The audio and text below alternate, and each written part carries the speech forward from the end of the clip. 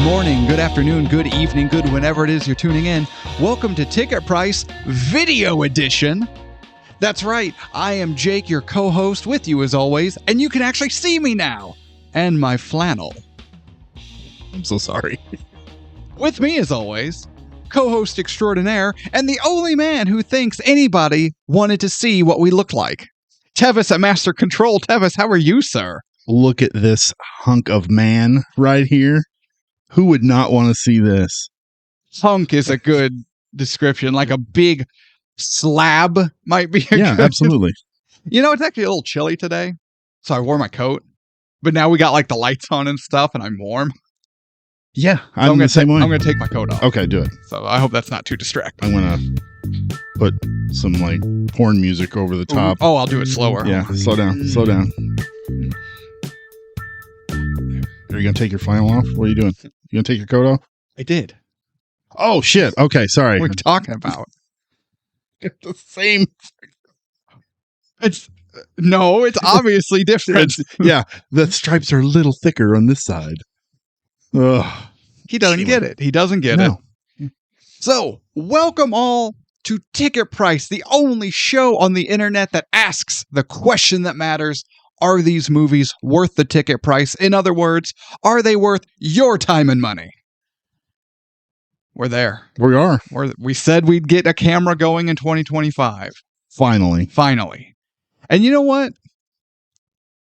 We're looking into equipment and upgrades and different things, but I'm actually kind of there's a little part of me that knows that this is going to be endearing. It is. Yeah. Because I think back to our first, 5 episodes of the show where the audio quality is non-existent. Yeah, when we shared the mic. We had to share a microphone. We accidentally touched tongues. Oh, we're touching knees now, but yeah. Well, so there was one mic in the middle of the table because the second one crapped out for some reason. And instead of postponing, because our concern was we'll keep putting it off and never actually doing the show. Absolutely. So we said, nope, screw it. We're going to make it work. And we just took turns leaning. We had to take turns to just lean in and talk. And then sometimes we'd lean in at the same time, and it got really intimate. It did. So no, I think we're going to look back on these early video ones and feel the same way. Yeah. It was really awkward when we touched noses at one point. It was like, I have something to say. No, I have something to say. No, that awkward. I mean, when we didn't have the mic in front of us, it was. What happens off air stays off air. And actually, you know what? I'm going to let you know that. And Sarah, I know you're watching.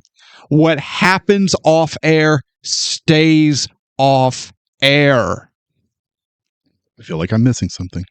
Oh, no, you're not. She's always referencing shit we talk about off air, behind the scenes, inside jokes. Damn it, Sarah. We can now curse at Sarah when we curse at Sarah. I do not curse at Sarah. You curse at Sarah. No, you ask if things make her wet. What? Oh my God. What I did, didn't I? Yes. I forgot all about that. Okay. Insert that audio clip right here. Oh, wait. Of that happening, because then I went, Tevis, you cannot ask our female guests if things make them wet. And I don't even remember what it was. But I do remember. It was something in Lockup, wasn't it? In our Sarah and Sly Lockup episode, I think. Probably. Okay, moving on. Does this get you flustered? Pervert. All right. So, Tevis, what are we doing today? We are talking about a movie. Every time. Yeah. Every time. It's a movie. It's a movie podcast, so I don't know what the problem is. So we're obviously talking about wrestling. Duh. Or maybe video games. Yeah. Speaking of wrestling, you brought it up. No, facetiously. Yeah. I brought up facetiously. So I tagged you in a video. Yeah. Did you see that with Braun Breaker doing the spear to Carlito? You mean when he cut Carlito in half? Yeah. I did see that. Man, I hate the spear. It's so overused. It's like the super kick. Oh, agreed. But The way he does it, so fantastic. He looked like 777 plowing through those train cars. That's the movie we're talking about today. It's Unstoppable.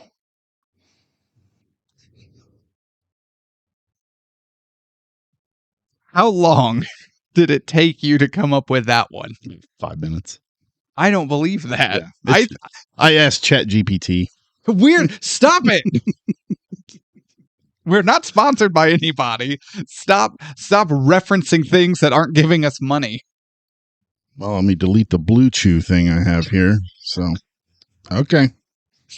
Wait. Have you heard about this amazing new mobile game called The Tower? It's an incremental tower defense game. I hate those games. They suck so much. Because you're not good at them. Because we're not sponsored, so fuck them. That's true. You want us to speak highly of your games? We'll sell out. Yeah. Sell out in a heartbeat. All right, but horrible segue aside. I think it was fine. It was totally fine. Shelley Duvall levels of fine. Hell yes. I'm going to put my name right here on the award for this episode. Absolutely. Episode 88, we're looking at Unstoppable, not to be confused with Speed. Because it's very easy to get these mixed up. Not to be confused with Taking a Pelham 123, which could also get confused in this mix. Both of them have Denzel. And Trains. And Tony Scott.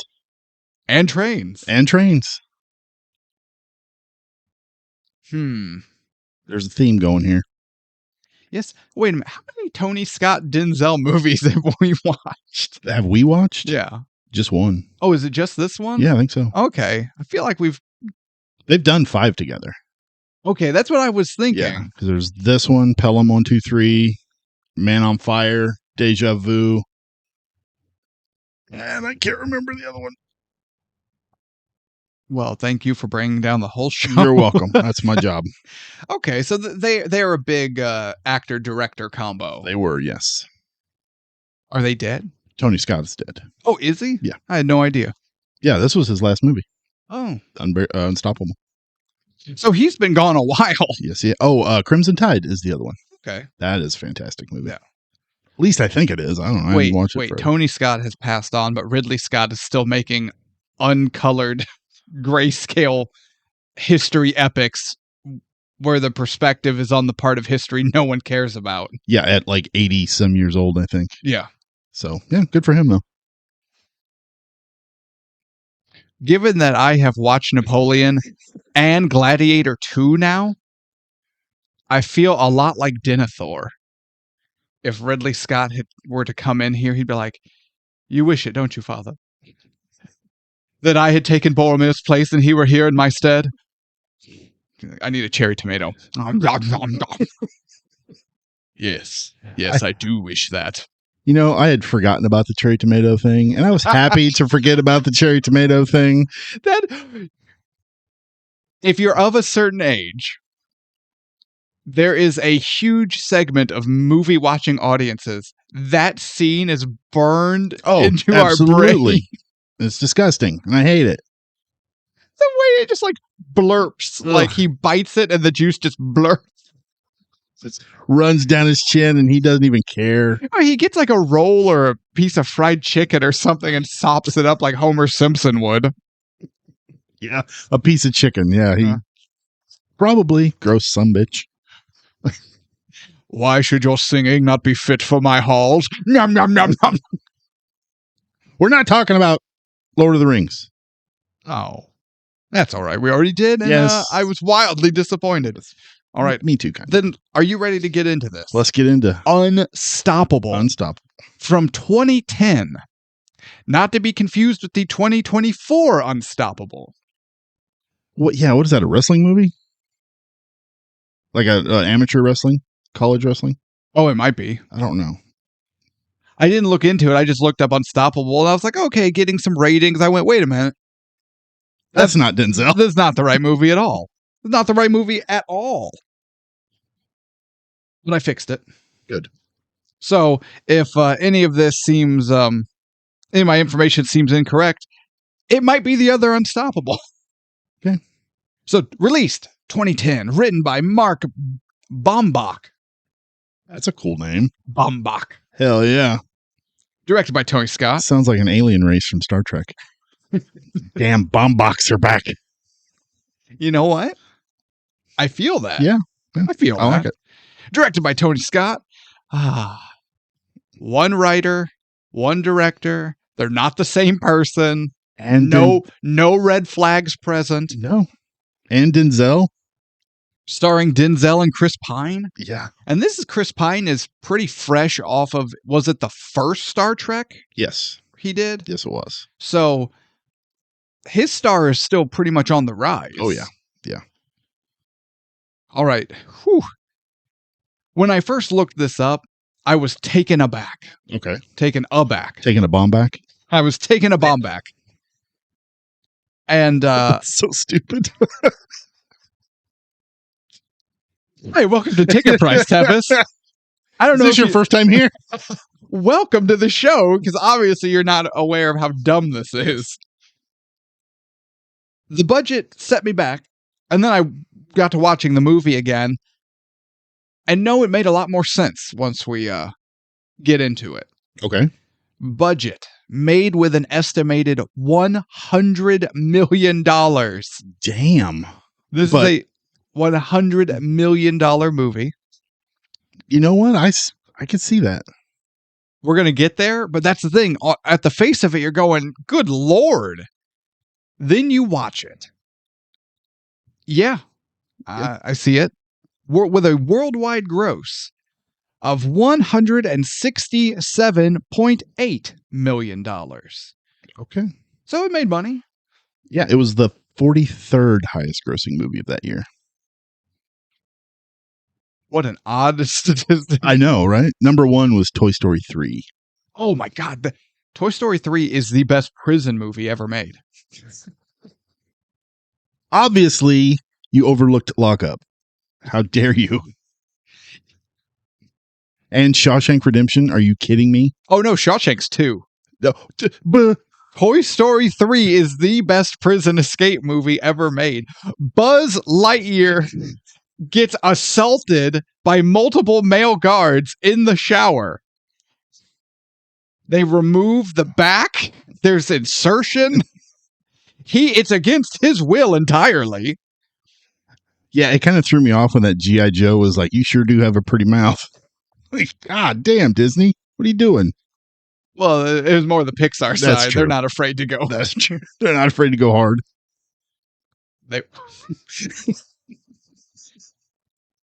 I'm glad you phrased it that way. You're Thank welcome. you. But you know what? I never even thought of Toy Story 3 as a prison movie. But yeah, you're right. Lotso is the warden. Yeah, it's the second best prison movie ever made. No, it's the first best prison movie ever made. Let me pause the camera because I'm going to fight you. No, we'd get more views. Bum fights. I could put you through this table. Hold on, I'm shaking it. Oh, our body weight alone, our combined body weight would go through this desk. I'm surprised this computer hasn't made this thing just crumble. Here, let me remove my bottle of water so please. this thing doesn't just implode. No, Toy Story. Okay. You, the people. Beneath the description of this episode are 2 links. One will take you to a merch store to get your favorite podcast merchandise. The second is a link for bingo cards. Make sure you get one picked out so you can play bingo along with the episode. And underneath all of that is a comment section. Put down if you think Toy Story 3 is or isn't the best prison movie ever made. And if you think it isn't, you're both wrong, but also write down what you think it is. And I'll mock your opinion. I might even do it live next episode. Shawshank, for sure. Andy Dufresne is such a wiener. Yeah. But he turns and becomes a badass for what he does to the warden. Badass? In a sense. In a certain, from a certain perspective. Yeah, from a certain point of view, he becomes a badass. We are not talking about Shawshank. Good. We're not talking about Toy Story 3. Oh. We're talking about Unstoppable. That's right. Speaking of Unstoppable, one award win with 14 additional nominations, and one of those nominations being an Oscar nom for Best Sound Editing. I was going to say Best Sound. Yeah. I could see that. What one? I don't know that. I don't look that up. Why not? Goddamn. I don't care. I do. Unless it's the Razzies, but then I look it up. I look it up while we're recording because it's more fun. Ronald McDonald himself got worst. Oh, Inception won for Best Sound Editing and Sound Mixing that year. Okay. You know, it's been a hot minute since I've seen Inception. It's in the hat, so. That's true. Would that be our first DiCaprio? Yeah, and first Nolan, I think. I'm not big Leo guy. Really? Yeah, I think he's overrated. I wasn't a big Leo fan in his early career, but later Leo. You mean when he was an abysmal child actor? Like The Beach. The Quick and the Dead. The Quick and the Dead. What's Eating Gilbert? Actually, What's Eating Gilbert Grape, he does a really good job. Yeah, I never cared for that movie. No, well, it's Johnny Depp. No, I don't know. I just think Leo's overrated. I really do. Okay. And let's face it, the only reason he got an Oscar for the Revenant is because he got screwed the previous year on Gatsby. The Revenant is not an Oscar-worthy movie. And by no means should he have gotten Best Actor. Literally anyone. He had 4 lines, and half of them were, being mauled by a bear! The bees! The bees! Anyone could have done it. That was just we feel bad because we know he got screwed last year. That's fair. So we're going to give it to him this year. Yeah, I never watched Gatsby, so I can't comment on his performance. Book sucks too. Never had no desire. If it doesn't say Stephen King on it, I'm like, meh. You know, I can't argue that, but there's also so many other authors, books, things you would enjoy. I have offered to let you borrow Michael Crichton's Jurassic Park so many times. No, thank you. It's so good. The other author I enjoy is Richard Bachman. What about Baumbach? Richard Bachman is Stephen King's pen name. Oh, that's right. Yeah. Thank you. You're welcome. Read Jurassic Park, you boob. No.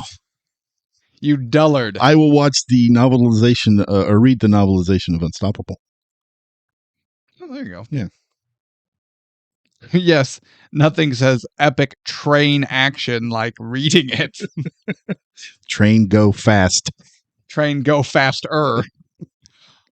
We write children's books based on movies. We just dumb the synopsis down to Dumb it way down. We shouldn't word it that way because we have to dumb things down for us. We lower the reading level for second graders. Okay. Yeah. Make them picture books. Train go fast. Train go too fast. I like it. Let's do it. Man mean to wife. Man pulls gun on wife's friend. We might cut that out. Yeah, probably should. Okay. Yeah. So Tevis, what is your history with 2010's Unstoppable? I'd only watched this maybe 2 other times before the show. I remember enjoying it, but it was like, oh, okay. This is Denzel. It was good. Movie was good. But it was movie good.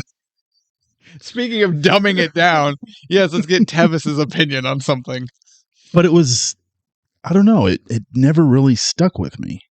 It was kind of forgettable. And a friend of mine, she would tell me all the time, she's like, oh man, I love Unstoppable. It's one of my favorite movies. I'm like, the train movie? Like, really? That's your favorite movie?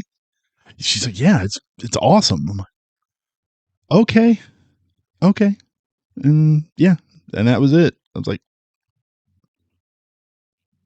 it's fine. It's fine.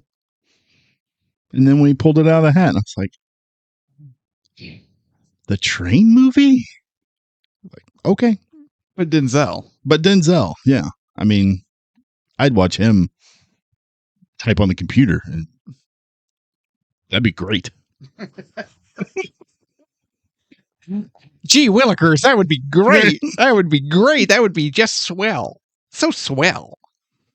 Although you did just create my favorite new game of how can I, in the most basic way possible, dumb down people's favorite movies. Really? The train movie? Yeah.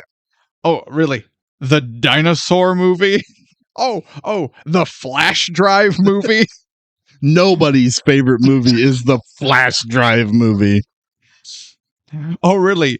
The doll from the 80s movie? Chucky? Trolls. Could be Chucky. What's your history with Unstoppable? I've seen it, I think, twice. Once for sure prior to watching it for the show. And like you, it was one of those, I remember enjoying it, but it wasn't anything I ever went out of my way to see or rewatch. I was just like, yeah, it was cool. It was good. But it never, like you said, it never stayed with me. It was one of those, almost like the Birdcage, where it's, for whatever reason, it was easy to just, I see that, yeah. for it to not like sink its teeth into my long-term memory, and I come back to it. So I was like, okay, cool. At least it's a movie I think I remember enjoying. Yeah. It's not Stallone or Van Damme. And we know how much you enjoy Van Damme movies. I am very comfortable with who I am as a person. Street Fighter. His ass is incredible. Yeah. You can bounce a quarter off of it. Yeah. I paused Bloodsport in the exact right time. Do you have a timestamp on that? I have it's on my phone. It's my, oh, it's your background. Yeah, it's my background.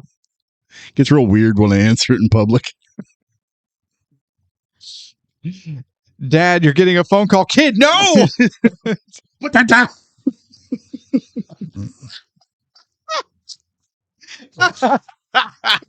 Oh, God, I'm dying. Well, we're all dying. Just a little bit every moment of the day as we hurtle towards our graves. What? What? Read a book. Now, history's out of the way. Tevis, are you ready? Let's do it. Trains! Yeah. This movie opens with trains! That's good. It's a train movie. You know, I too watched a train movie, but it didn't have a single locomotive in it. Moving on.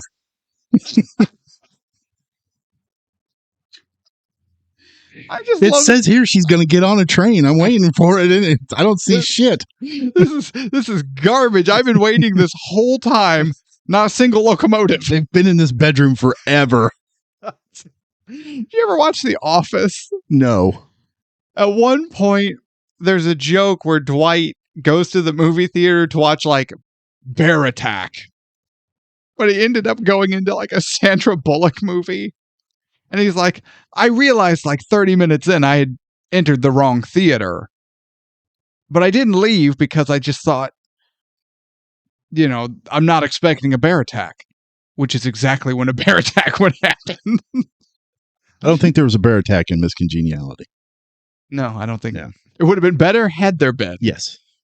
She's the worst. Or Blindside. I don't think there was a bear attack there either. Sandra Bullock is the worst. Luckily, we're not talking about her, as the camera sweeps over to the sleepy Rust Belt town of Stanton, Pennsylvania. Made up town. Is it? Yeah. Okay. Made up town. Which is funny because The Office takes place in Scranton, Pennsylvania. Oh, does it? Yeah. Now, I went, okay, I've never heard of Stanton. I've never been to Pennsylvania. It could be real. It could not, I don't know. But we're not there yet, but as we're watching, like, we get the pan over and I'm like, oh yeah, it's like this small town. The train goes through it. It's got that wicked S curve that looks cool for the train track. It looks like a Six Flags ride. Oh, yeah. And then later in the movie where they like pull it up on the map and they're like Stanton, Pennsylvania, population 781,000. I did a spit take. And my wife is just looking at me and I'm like, Stanton, Pennsylvania has almost 800. It has almost 1 million people. Where? No, it doesn't. They all live right there by that curve. It looks like when they do a flyover of like Brazil or some of these places where it's just the little cardboard and scrap wood houses stacked on each other. Yeah. And it's like you could reach through your window into your neighbor's house and like take food off their counter. It looks like what, Kowloon City from Bloodsport. Yeah. Yeah. It's like, well, there was an earthquake here today and 87 million people died. It only affected 3 blocks. You're just going, how are this many people? That's why they were so worried about that train derailing into those fuel tanks, because it was going to destroy the entire population. Oh, okay. Do I get... Poor planning. We have an elevated S-curve train track, which seems a little precarious on the best of days. And someone in this town put silos of explosive chemicals right next to the S-curve track. Yeah. Would they? I don't think they would. I don't think they would either. I don't think that's a real thing. Those are CGI'd in. That curve is actually real. Okay. But the silos are CGI. So wait, there actually is a town with that elevated S-curve. Yes. Why didn't we just use the real town? Why did we have to make up a small Pennsylvania town that has a population greater than Kansas City? Well, they probably didn't want to use the real town because they didn't want people like us going, who the hell planned those silos right there in real town, Pennsylvania, you dumbasses? They could have used real town, Pennsylvania, though, if the S-curve is real. That's true. But they didn't. Probably because real town, Pennsylvania has 7 people in it. Probably. And they needed 700,000 people. But whatever. Not whatever. Whatever. All right. Whatever. We meet Will. Will Coulson. Mr. Chris Pine. Yes. He's a younger guy with a strong local family name who needs a job. Yes, he does. So he has become a train conductor. And the Coulson family is really big in the train world in this area. A little bit of nepotism, you think? That is a major plot point. Yes, it is. He is a nepotism hire. And he goes around and he's looking for his trainer for today, Mr. Frank. Played by Denzel. I like this introduction to everybody. Actually, I have on my notes, random dude is a jerk for reasons. Yeah, we learn why later, though. But so Will's looking around. Hey, I'm looking for Frank. He finally, finds him, and there's Denzel sitting across at a table with a buddy.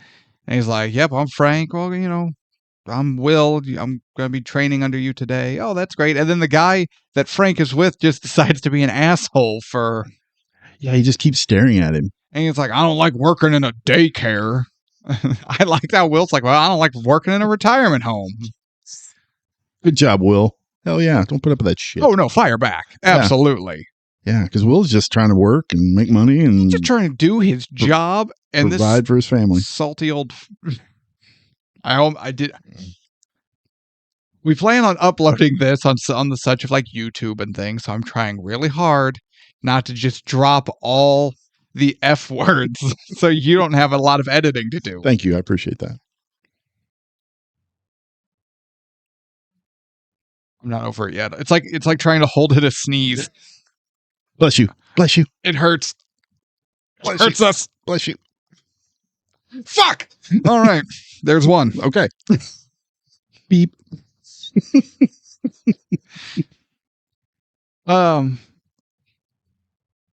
But that's all right. So Will and Frank meet up, and they're working together today. Then we cut to the train yard where Dewey.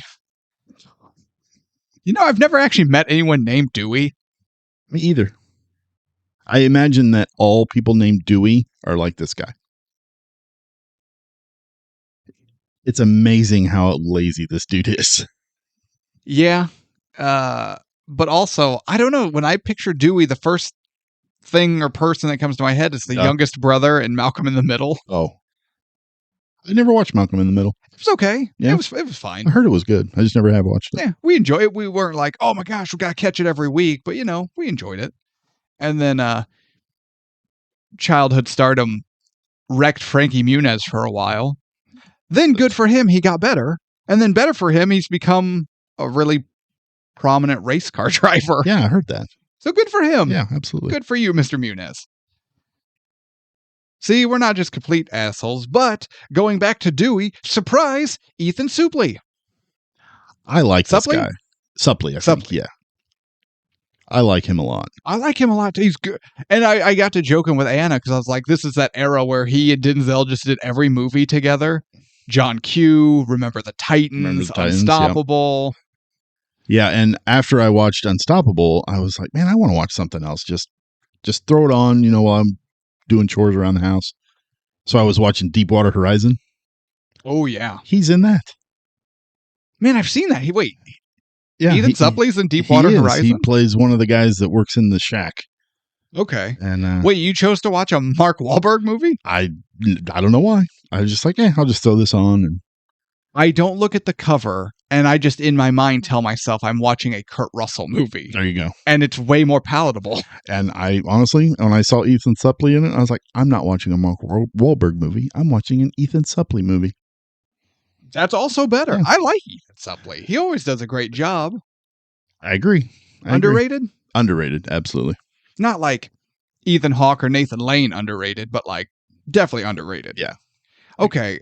I've been hearing about this, and I don't know if it was a video he posted or he was a guest on a show maybe, where Ethan Suplee got in great shape. Oh, yeah. Like but like not for like his job, like he was like, because he got real big there for a while. Just for his health. He had to turn some things around for his health, which is an amazing story in of itself.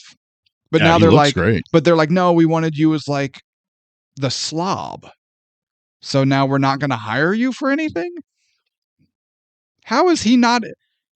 And also, he's huge. But not like he used to be. Like, he looks great. Yeah, he does. How is he not in him? I don't understand it. With his head and his face, tell me he's not, the Russian bad guy. Okay. He's got that distinct villainous Eastern European look. Yeah. But I think he's been kind of thrown into that sloppy, lazy character for so long. Because he was, same way with Remember the Titans. He was kind of that. Well, he wasn't lazy, and he was huge because he was the center lineman. Yeah, he was just kind of he was goofy, the goofball. Yeah. And he was in Mallrats too. He was the guy who couldn't see the picture. My Name is Earl. Yeah, My Name is Earl. He was great in My Name is Earl. He's great in everything. Yeah. I'm just saying though, the fact that he's not been blacklisted, but like he's just forgotten because he's not fat anymore. And I'm like, that's such garbage. That sucks. Such garbage. He's a very talented actor. He is. Ethan, if you'd like to come on the show and discuss your favorite movie with us, we'd love to have you. Hell yes. Absolutely. Now, Dewey and his buddy Numbnuts. I don't remember his name. I was going to say, I'll give you $10 if you can remember his name. TJ Miller. Give me $10. He's not a pervert. That's his name. That's the actor's name. Wait, what? TJ Miller. TJ Miller. TJ Miller. Like Deadpool TJ Miller? Absolutely. No. Yes. Swear to God. No. Yes. I didn't recognize him. It's probably because he had shorter hair and no glasses. He has shorter hair, no glasses, and he doesn't play a TJ Miller. Yeah. Yeah, he's just guy. Numbnuts. Yeah. Well, Numbnuts and Dewey are getting yelled at by their boss because they need the track is supposed to be clear. Which you think you'd want to get on that shit right away if you work at a train yard where trains come through. Yeah. And now, Tevis, I'm going to dumb this down for you. Train, go fast. Thank you. It's a train track. Yes. You can go forward. You can go backward. That's it. That's it. So if something is on the track blocking the way, you can't just throw on your blinker, which you should do. God damn it. Use your blinker. I almost went to a tangent. But I noticed that. Stop myself. What's great now is when I really want to address the people, I can just deadpan to the camera and just stare right down the barrel and be like, use your blinker. I got a lot of editing to do. Oh, I feel sneezed. God, I'm dying. No, you can't just swerve out of the way, Tevis. You No. see, because it's a train track. Yeah. You think you as a crew member, you would be way more on the ball with, let's get this shit out of the way. Well, he's lazy. They're lazy. So they're moving a full train. Was it 30 cars? 31 maybe? I think that was right. Yeah, it was 30 something. Yeah, it's got 30 cars. And I'm like, okay, guys. Yeah, you should probably move the 30 car train out of the way. I agree. However, Dewey gets in, starts going, has to give it full power because of the load, which I get. You know what? We're good here. And he looks up ahead and he realizes that the track switch is set to the wrong way. So they're going to have to stop. And it takes forever for a train to stop. Yeah, and it wouldn't stop it wouldn't stop in time. They'd have to back it up. Right. So that was one of the reasons why he's like, no, I'm not going to back it up. I'm not going to stop it. I'm just going to put it in idle, jump out, and throw the switch. And earlier, too, when TJ Miller character, Numbnuts, he's like, wait, the air brakes aren't attached. He's like, we'll get it later. We'll get it later. They're like, okay. So here's the thing. Numbnuts noticed a problem. He didn't just like take it upon himself to fix it though. No. He was just like, oh, hey, by the way, to which then Dewey comes in. He's like, who's being equally lazy and bad at his job. And it's like, oh no, it's just whatever. We won't need it. It's fine. Yeah. I think he was very much just trying to get the job done so they can go home as quick as possible. Well, no, I'm pretty sure they're paid by the hour. I think they were just trying to get the job done so they can go back to sitting and getting paid to do nothing. Yeah. So yeah, Dewey decides to jump out. God. The train is moving. Dewey gets out of the cab and starts walking alongside it and kind of sort of hustles over to the switch. A little jog.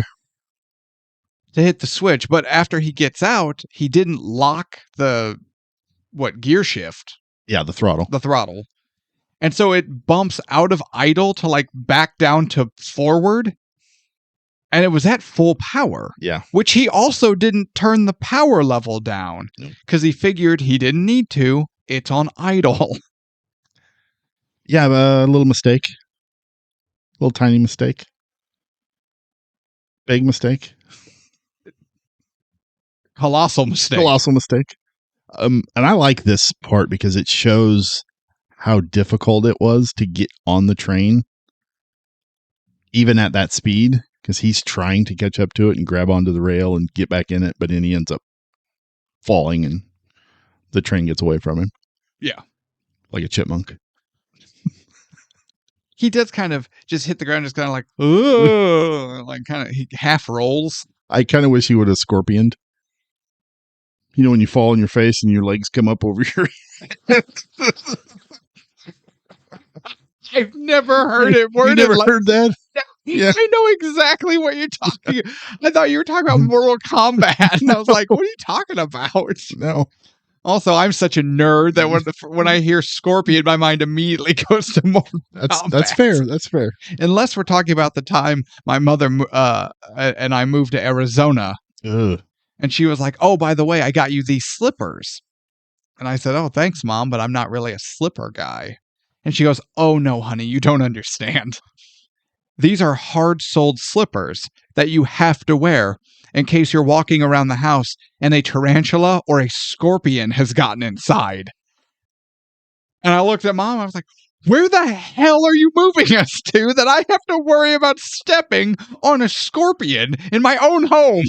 That's terrifying. I only made it about 6 months in Arizona. Hated it.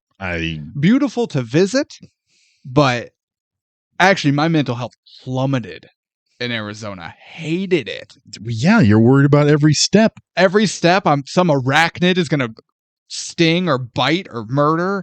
There's no green. Everything is just rust colored. And I'm like, I don't understand. Everything's just like, "Oh, here's our yard." I'm going, "Where?" And they're like, "Oh, the rocks and our cacti." And I'm like, "That's not a yard. It's a gravel pit. You just went down to the local quarry with a wheelbarrow. This is not a yard." Yeah, you don't want to fall out there. Jesus Christ. Yeah, no one's playing football in the yard with their friends or their kids. Got him. Bah, bah, bah, bah. Time to go to the ER. "Oh, don't worry. It's hot, but it's a dry heat." Humidity does not matter when it's 135. Yeah, no, that sounds terrible. Speaking of terrible, so Dewey. Boom! Nice segue. Right back on track. Ah! See what I did there? Oh, Right back on track. Could you please not do bowel releasing sighs into the microphone? Okay. Maybe it's just me. probably. I cannot imagine myself having the balls to jump out of the cab of a train and then jump back onto it. No. Like, period. No. I'm not going to say names, but someone I know who I'm very close to, he and his friends used to play train chicken. That sounds terrible. I don't like it. And I'm just going, huh? And, sometimes it would be a combination of trains coming and, last one to jump out of the way wins. Or nobody wins. Nobody wins. No. And sometimes it would get danger close. Have you heard of train chicken? Do you know what I'm talking about? I know what you're talking about, yeah. And the stories of like, oh no, someone got clipped and the train just took their leg off. I want to say now that, yeah, they have one leg now or no legs. No, thank you. So with these stories in mind, no, I don't think I could leap on or off of a moving train. Yeah, no, they would have to just go. I'm like, well, I guess I'm just backing up now. Yeah. Because you've got time. That's another thing. You've got time. Yeah, like I said, he's just being a lazy ass. They're being a lazy ass. Oh, Dewey and Numbnuts. So, Dewey cuts a lot of corners. Now, the train gets away from him, and it is reported back to the train yard that there is a coaster on the loose, being that they believe the train is in idle and it's just gotten away from them and is coasting down the track. Yeah, I love that it takes them forever to actually tell their boss. Yeah. Okay, you think Dewey and Numbnuts are going to be the first ones to report that they screwed up? Yeah. I'm surprised they reported it at all. Yeah, and Connie was her name. Rosario Dawson. She was fantastic in this. I loved her. But I love when they're telling her, yeah, sorry, the train got away from me. She's like, what? What do you mean it got away from you? It's a train, not a chipmunk. Yeah. Like, yes. What do you mean it got away from? Well, I had to jump out of the cab. You got out of a cab of a moving train? Well, I had to flip a switch. Bleh. And she's like, you're such an idiot. Yeah, she tells him to go take the truck and go run it down. Yes. Yeah. Now they're having trouble, so she calls always reliable to be late. Ned, the lead welder. So we meet Ned, who is boring the poor waitress who's helping him to tears at a local diner. And I got Clarence Worley vibes. a little bit. Ned is a better character, I think. I like Ned a lot. You really do. Ned is an infinitely better character than Clarence. Barely better. Ned can have sex with women without standing on phone books because he's a full-size man. He's such a goofball, but I love him. Yeah. He's that guy who you work with, and actually, when I worked at the hospital, there was someone like that named Harold. I had a Ned. His name was Harold. Okay. And there are some times when you guys are just BSing, and he's hilarious. And then there are other times he's talking about something he's really passionate about, and you're dying on. You feel like Robin Williams listening to Gene Hackman explain the drive down to Florida. And you're just sitting there trying to be polite while your eyes are screaming for mercy. Yeah, that's the way I feel that waitress was like. Yeah, and you know what? This is probably a regular occurrence for her. Oh, yeah. You know he stops her every morning. I did not. Hitting on her. Yeah, I did not get the feeling like this was a first-time stop. No. All right, well, I'll see you later. Yep, you will. But she's like, I gotta find a new job. you know, she's thinking that. This asshole. So Connie calls Ned because she knows Ned is not in the train yard like he's supposed to be. That he is definitely just out, air quotes, in the field. Yeah, what's he say when he answers the phone? He's like, "Oh yeah, I'm on my way. I'm almost there." Yeah, asshole. And then, but she explains to him that there's a coaster and they need him to get to whatever mile marker of track to throw a switch so that the track will divert and the coasting train will be able to just slide to a stop on like a side track. Yeah, get off the main line. Get off the main line. And he's like, no problem. I don't know why, but it's literally every time in this movie. And the fact that it's the only way he drives through the whole movie makes me laugh more. Oh, like a madman? He just like, don't worry, Ned's on it. And then guns his truck and like fishtails out of the lot. He's watched too much Dukes of Hazzard. Oh, absolutely. Yeah. Okay. I'm surprised he didn't come out of the diner and slide over the hood of his truck to get to the driver's side. Okay, this came out in 2010. How do I put this? Ned is up to date with the theatrical and DVD releases of all the Fast and the Furious movies. Sadly, yes. It's all about precision. It doesn't matter if you're welding or piloting a spaceship or working on 1,000 horsepower something 10-second race car. It's all about the precision. But he just hauls ass out of the parking lot. And he gets the switch. And he's waiting. And he's waiting. And he's still waiting, and he's starting to get irritated. Yes, he is. And then down the track comes not the train, but Dewey and Numbnuts in a truck going down the railroad track. Yes.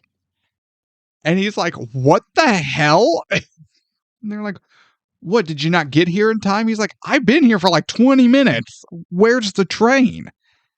And that's when they realize, well, if the train hasn't been by, but they have, the train passed the stop a lot sooner than it should have. Uh-oh, the train is not a coasting train. it's under power. Yeah, and they got a problem. And no, they already had a problem. They got a massive problem now. I gotta take a massive problem. Excuse me. I hate the way Numbnuts is acting towards Ned. Like, you know, that like this he's is the also one that, this is not the first time. Oh yeah, he's just being a dick, and it's like you guys are the ones that caused this problem. Well, when they first pull up, isn't it like, how is it always you two assholes screwing up? Absolutely. And he's like, whatever, dickhead. Like, yeah, he's a complete asshole to him. And I'm like, Ned's there to help, to fix your screw up. Show him maybe a little bit of kindness. At least, okay, if you didn't want to show him kindness because you just really don't like him, at bare minimum, have enough self-awareness to have the shame to not be actively antagonistic. Absolutely. Is that a fair way to put it? Yeah. You know you've royally screwed up.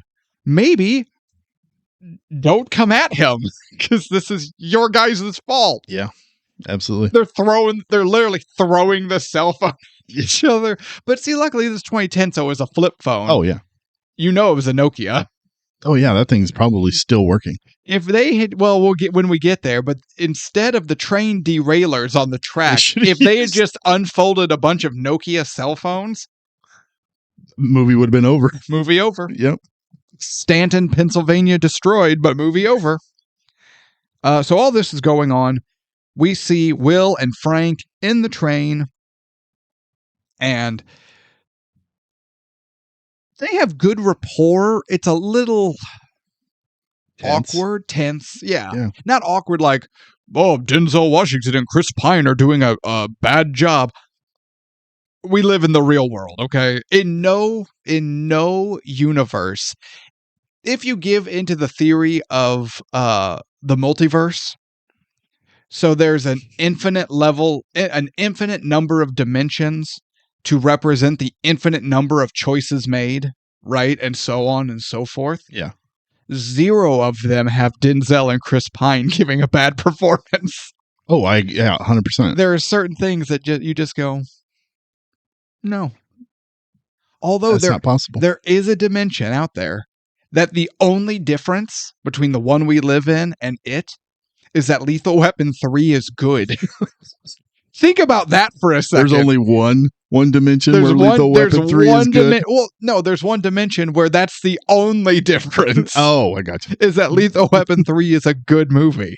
And yet, we're not fortunate enough to live there. That's true. That is true. We live here. But at least we still have Denzel and Chris Pine. That's right. Yes. But yeah, tense. It's awkward in that kind of tense. They're trying to be nice, but they're just trying to get through their day. Yeah, Denzel says something earlier before they get on the train. He says, I only got one rule. If you're going to do something, do it right. If you don't know how to do it, you better ask. Just ask. Yeah. But that's a great rule. But he's not aggressive about it. No. He's very just kind of, he's not being overly like, don't worry, buddy. You just ask. But he's just, hey, you don't know, just ask me. Yeah. And I wish I worked with more people like that. Me too, honestly. But he is a very experienced person in the train world. 28 years. 28 years. But he does this thing where he is kind of a know-it-all. Yeah. But he doesn't come off as a know-it-all. Well, it's because he's not going out of his way to flaunt it, but if a situation comes up, he explains it with a level of exactness. Yes. And I don't know. In the hands of a different actor, he would come off as kind of a jerk. Or a douche. And unlikable. Yeah. But not Denzel, man. He pulls it off. Well, he has this gift of being able to drop these lines as a matter of fact. Yes. He actually does a really good job at not putting any emphasis on it. He's got it before, he's got it after, but he can just fact drop without any emotional leaning. Yeah, and I love their back and forth I could watch them two just talking, sitting in this train, just going up and down the track and just talking. Yeah. They're fantastic together. Because we learned that Will, Chris Pine's character, he's got a rough relationship with his wife at the moment. And yes. he's like, and that's adding to Will's tension because he's constantly on the phone with his buddy and his brother and his lawyer, and trying to get the restraining order lifted so he can see his son. And he's just having what we would call a bad day, which would make anyone terse. How's that for word usage? That's very nice. Thank you. Very nice. Yeah, both of them actually have outside things going on. Mm-hmm. We don't know about Denzel's yet. No. And we were slowly learning about Will's. And I call Denzel, and I call Chris Pine's character Will. So Frank is Denzel's character. Well, okay, question. Yeah. Actually, you know what? The question stands for both of them. We'll start with Denzel. Actor or movie star? Both. That's not an answer. Legend. That is true. King. That is also true. Film god.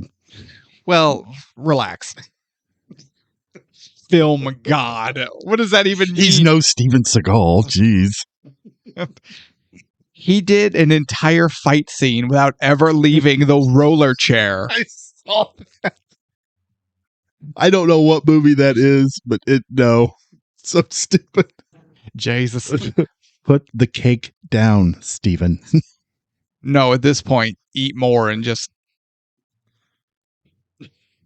Okay. Anyway, you were going to say about Mr. Washington?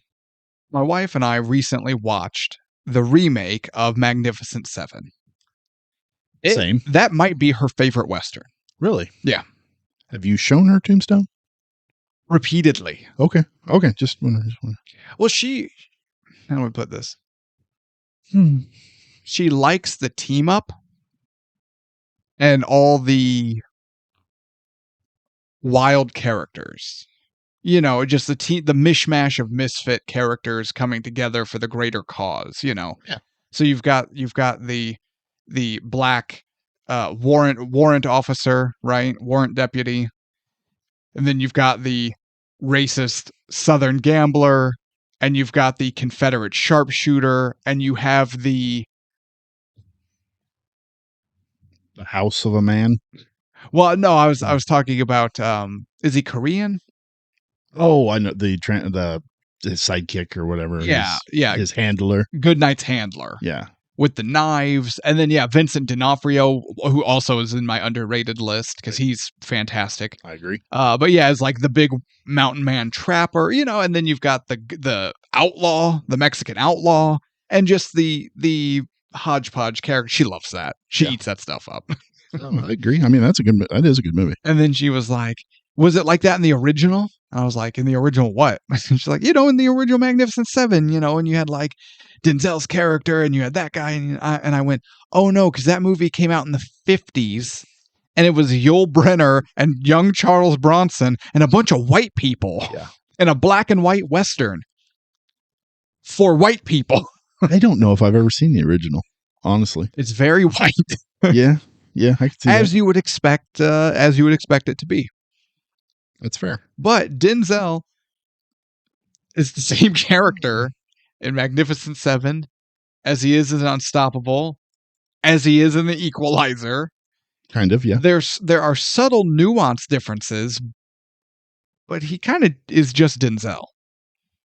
Yeah, I agree. So I think if we're being fair, we have to put Denzel in the movie star category.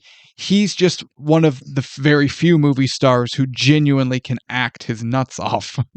Training Day. Yeah. What? John Q. Remember any of them? Yeah. No, I agree. I mean, I'd say movie star, but is he? Yes or no? Is he a movie star? Yes, but in this instance, he can actually act. Yes, I agree. He's king of the movie star mountain. There we go. Yeah. He is maybe alone on that top of that mountain at the moment. Probably. Yeah. Now, Chris Pine, movie star, right? Oh, I don't know. I don't know. I think movie star. I'll have to cook on that one a little bit. Okay. Let me simmer on that. Okay, because I'm the movies that are coming to my mind. You've got the Star Treks, obviously. You've got Unstoppable. You've got Dungeons and Dragons, which I really enjoyed. I did too. How we haven't gotten a sequel of that, I don't understand. I don't either. But as I think of Chris Pine movies, I'm just sitting here going, I like Chris Pine, and Chris Pine can act, and that's really nice. But you always see Chris Pine. You never. He never portrays a role in such a way that you forget who you're looking at. That's fair. So to me, that makes me think movie star. But again, if you've got like your Johnsons and your Stathams, right? Yeah. Here. And then you've got like your Chris Pines, and then you've got Denzel. Raise it up a little bit more. Oh, okay. Well, it's off the screen now. People, wait a minute, hold on. If I, he's way up here. he's right in here. Yeah, you can barely see his feet. You can barely see his. He's not God walking by. Of you must close your eyes until I have passed, and then you may glimpse my back as I walk away, or you'll die. You watch how you speak about Denzel, please. Thank you. Did you know that actually, with the naked eye gazing on Denzel Washington's full magnificence, your face will melt like Raiders of the Lost Ark? That's what I was thinking. Wait, do you have a thing for Denzel like I have a thing for Mel Gibson? Absolutely. Well, you know what? I'm glad we reached the bottom of this. After I watched Unstoppable, I kind of went on a Denzel run for about 3 days. Been there. I watched Deja Vu. Yeah. I watched Magnificent Seven. Out of Time. I don't know why. I just like screw it. I don't know why. I mean, I don't know why I watched those movies. Oh, yeah. It was like, But you were feeling Denzel. I was. I get it. Yeah. So they're tense, but they eventually get a call. Hey, you guys are on the main line. We're going to need you to get off the main line. And they were like, okay, why? Well, there may or may not be a train under power coming at you down the main line. And they went, oh dear. Yeah, and they're trying to, because he had Chris Pine's character, Will, they had stopped, they'd loaded up their cars, but he had accidentally added five too many. Correct.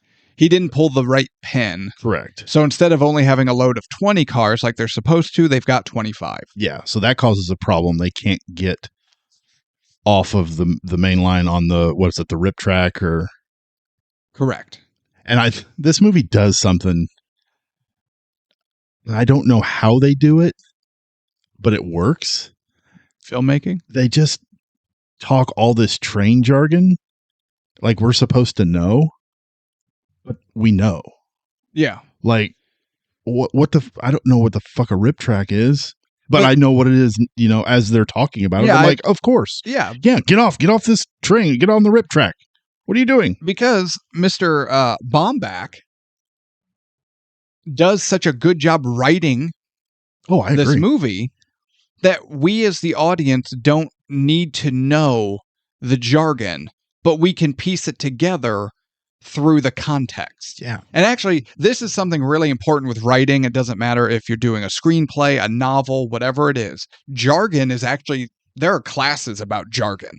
Oh, really? In writing. Now, you're not going to do a whole semester on jargon, but, if you're taking a writing class or you're reading a book, like, just trying to touch up on it, there will be a chapter or today's class is dedicated to jargon. Okay, that's cool. Because it's a double-edged sword. You need it to add that sense of familiarity and realness. Oh, yeah, because these guys are going to talk their jargon because they're in the train business. However, it's really easy to do too much. I agree. I can see that. You do too much, and no one knows what the hell you're talking about, and they can't follow it. And if they can't follow it, they're not going to pay attention. You do too little, it comes off almost robotic and fake. Yeah. There's a sweet spot. And actually, for my writers out there, especially if you are in the realm of writing something for fantasy, be very careful because it follows the same rules as jargon does. You have to be oh so careful when introducing your terminology. If you're reading a fantasy book and they hit you with all these fantastical names, places, things going on, and it's just a bunch of made up fantasy words, you're going, I don't know what's going on. This sucks. Yeah. So you have to be really careful to just kind of spoon feed it as necessary. Yeah, and I never once throughout the course of this movie when they're doing their jargon, I never felt like I was lost. Exactly, because it's fantastic. It's used because that's what it's called, / what they would call it, but it's built in the middle of enough context. Okay, because we know, don't worry, we're going to hit the switch for you. You're going to get on a rip track, and then you'll be able to stop and clear the main line. Perfect. In my mind, I'm going, okay, do I know what a rip track is? No, but in my head, I'm picturing, certain roads, it's like if it's a real steep downhill, for instance, and the road conditions can get icy or treacherous, and there's that like semi runoff point where if a semi is going too fast and loses control, they can merge off the road into that gravel stop. Yeah. That's what I'm picturing. Yes. And you know what? That's more or less right. For my understanding of the movie, that is right. And that's all you need to know. If you imagine a shoulder on the highway that you can just get off the highway, you're still correct. If anything you're imagining where you have your main line and now there's just another lane where you can escape the oncoming train, that's all you need to picture, and you're golden. Yeah. So this is actually, it's a clever bit of writing that a lot of people wouldn't necessarily think about because it's being done, when done in the right way, you don't think about it. Yeah, and the writing in this, their banter back and forth, their tension back and forth, all of their lines are great. Like, I feel like I'm actually watching two people who have worked, one who's worked in the train business for 28 years and one who's a newbie, but they're real people. They don't feel like they're spitting out lines of dialogue. Yeah. Oh man. Okay. Perfect example, I think. And it's also, this goes into the acting, it goes into the directing, and it goes into the great writing. Frank asks Will about, hey, what's going on? Because they both have they're both under a lot of tension and pressure for different reasons that we learn throughout the movie. And Will's like, well, it's a long story. Well, we got a long trip. Well, it's XYZ, and that's just kind of it. Well, what about you? Well, were you married or have a wife? Well, short story. Once she passed, and I have 2 daughters, and they're working their way through college. And he mentions how both of his daughters are waitresses at Hooters. Yeah. That whole exchange is gold. Oh, yeah. It's solid gold. You're blushing. Go ahead. I'm used to it. Yeah, I know it. Yes. I'm used to it. I love it. It's so real, and it is. And you with that, you start to really like both of these guys, and it's fantastic. What does Chris Pine say? Yeah, I'm a fan. Yes. And Denzel's just laughing, like, go ahead, let me have it. I've heard it all. Yes. I'm used to it. Yeah, they're just talking about life, and it's great. it's in the grand scheme of things, it's a short scene going over really simple, mundane stuff.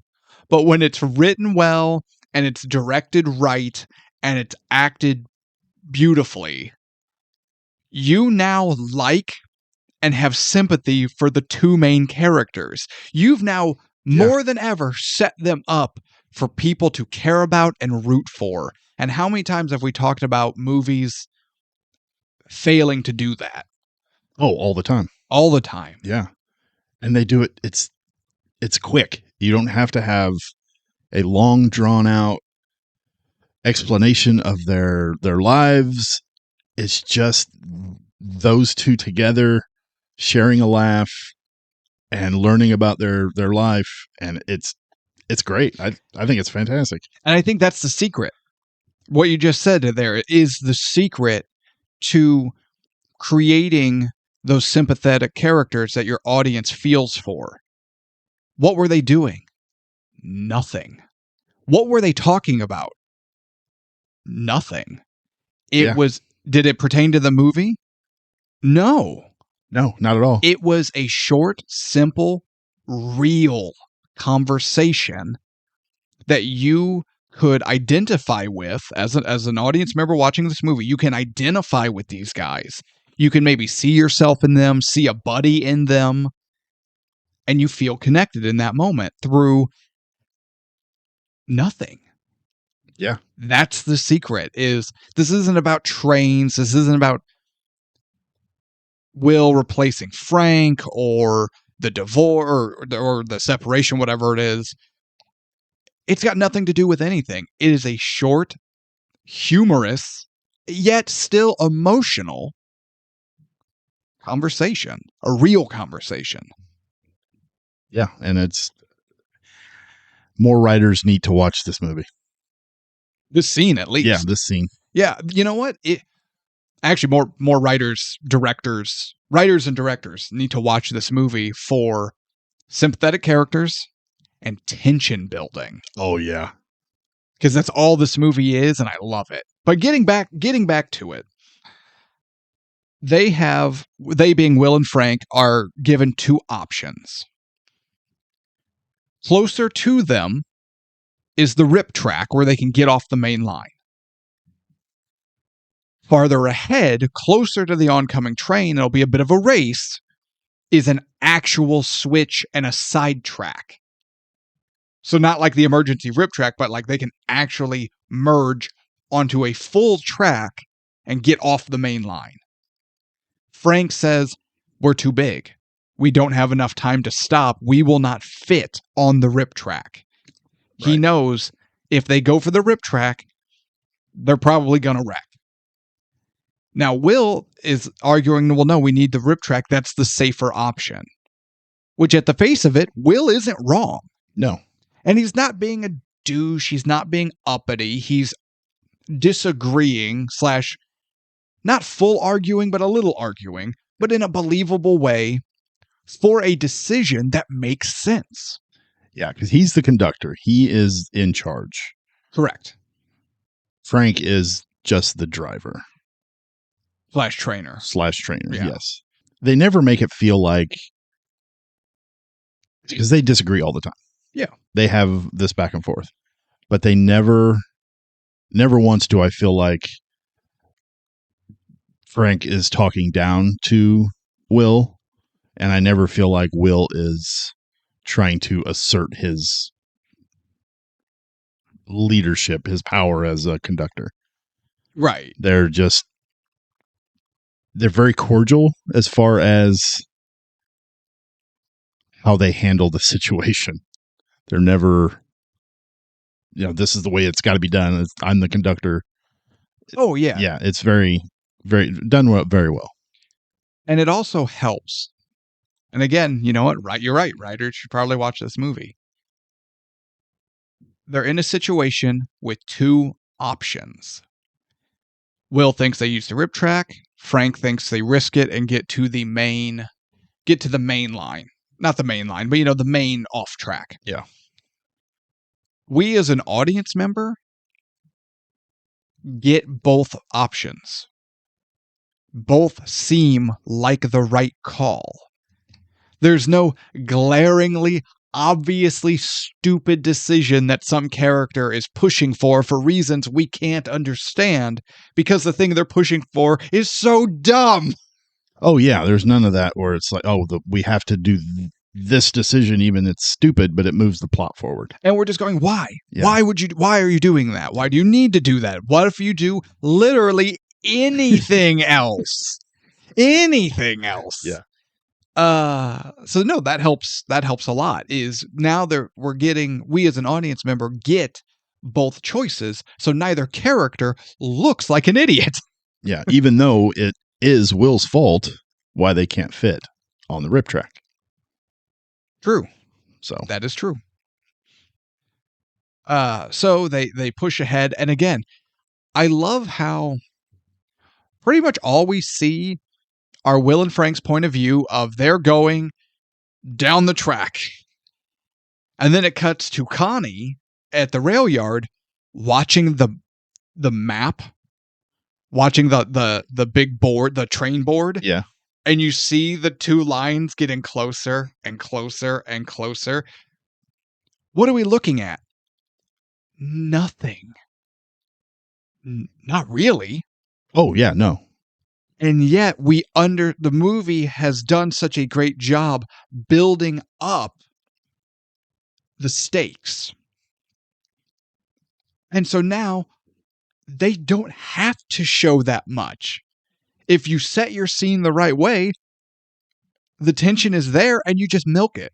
And that's all you're doing. Because now Frank and Will are going down the track and they're looking ahead and they don't see anything. So you think, okay, we're not looking at anything. But that's the magic. Because they know and we know at some point very, very soon, they're going to be looking at the nose of an oncoming train. Yeah, and that's not what they want to see. And once you see it, you're on a set collision course because we're on a train track. Yeah.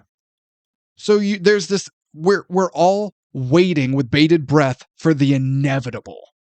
It's set up. It's going to happen. We just don't know when. So when we look ahead and we're looking at nothing, we're not processing that there's nothing really on screen. What are we waiting for? They've built the wait. The wait is what we're looking at. Oh, it's not there yet. Oh, God, it's not there yet. It's not there yet. But no, really think about that. If you build it right, giving your audience nothing helps your storytelling.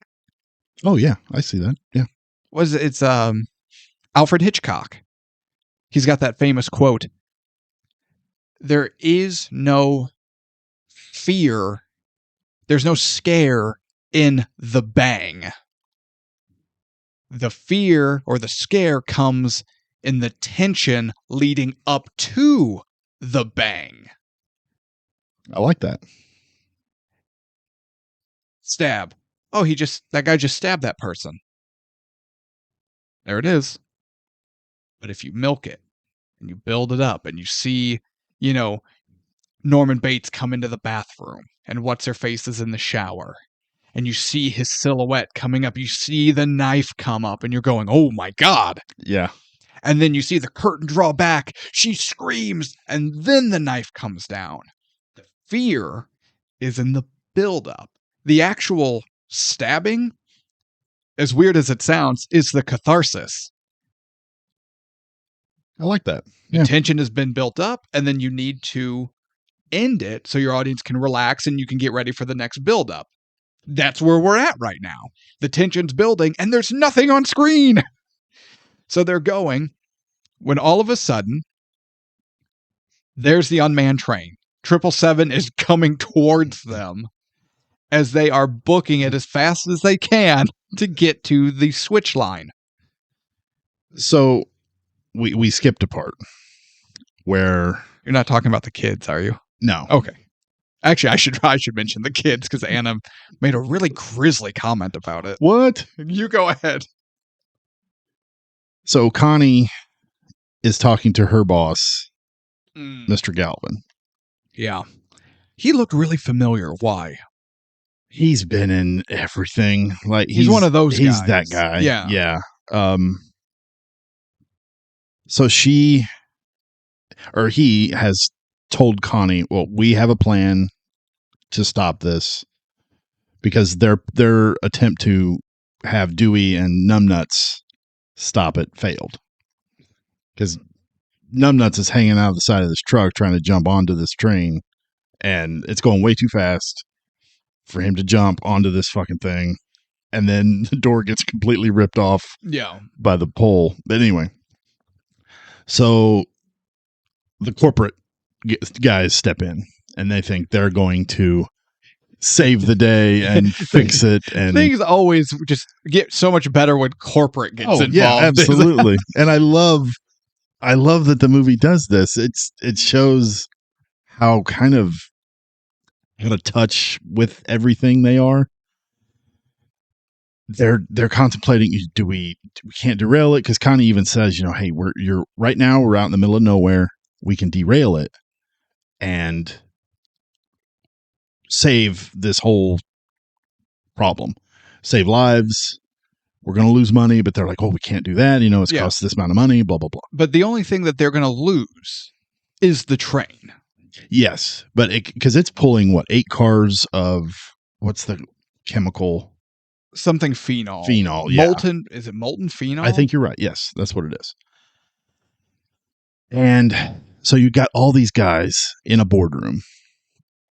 And did you notice that every time they're talking about what to do, not one time is it brought up about saving people? No, it's about saving money. Yeah, they're always talking about, well, how much money is this going to cost? What's the stock drop going to be? What's the percentage?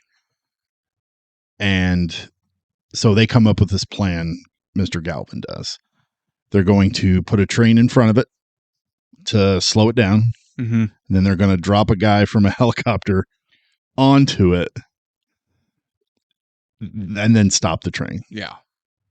This fails miserably. Yes. The kid hanging from the rope gets smashed into the windshield. Well, okay, it's more than that, though. So the guy driving the blocker engine, Judd Stewart. Was that the friend Yep. who was being a dick? That was. I saw that. I was like, I'm pretty sure that's him. That was. So he's in a train going slow. The 777 hits him and is now pushing his train, yes, his engine, and he's working the brakes trying to slow it down. They get a young railroad employee fresh from military service in Afghanistan. Yes. How do I put this? On one hand, it's cheap, but we were talking about how to build sympathetic characters and whatever. If that was the introduction we got to, say, Will, it would be really cheesy and ham-fisted and it wouldn't work.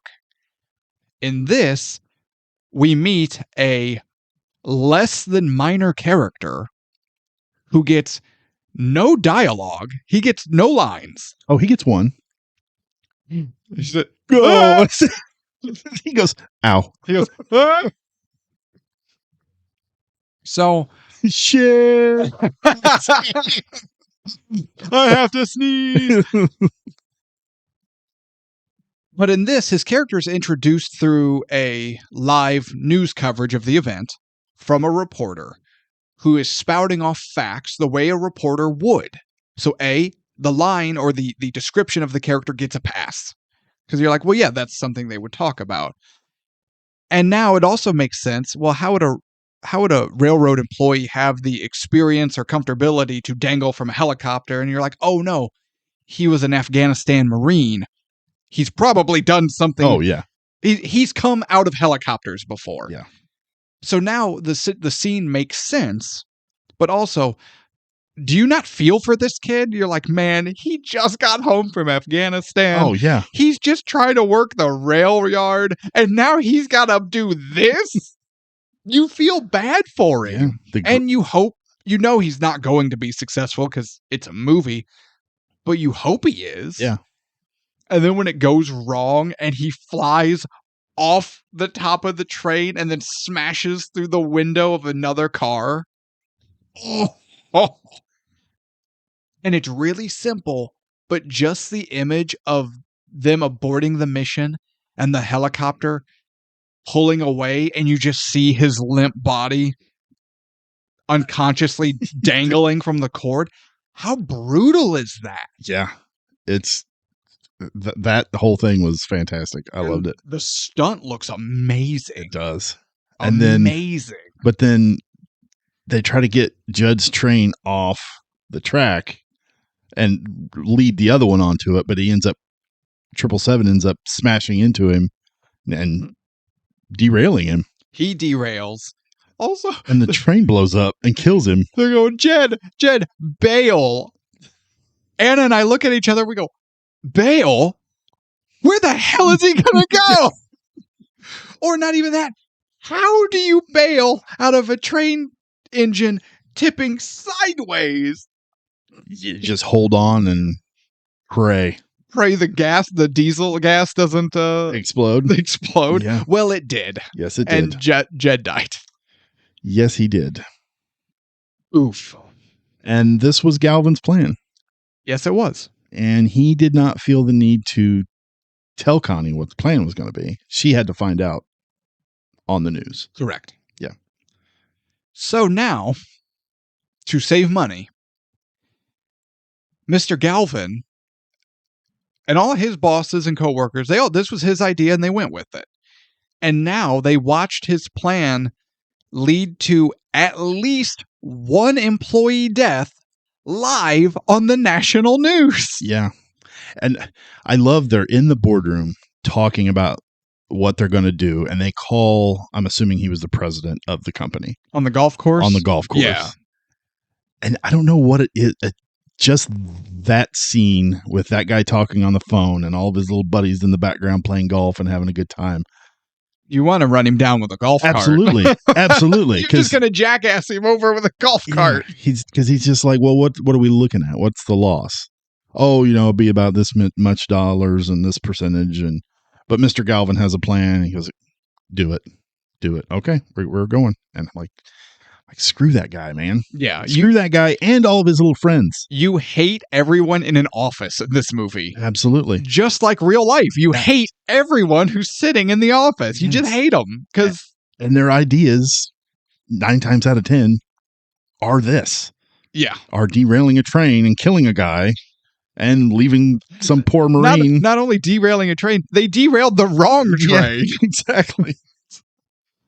And then, so poor the conductor's dead, and then you've got this young Marine. Is he dead? We don't know yet. We're just watching his lifeless body dangle from the helicopter harness, and it's brutal.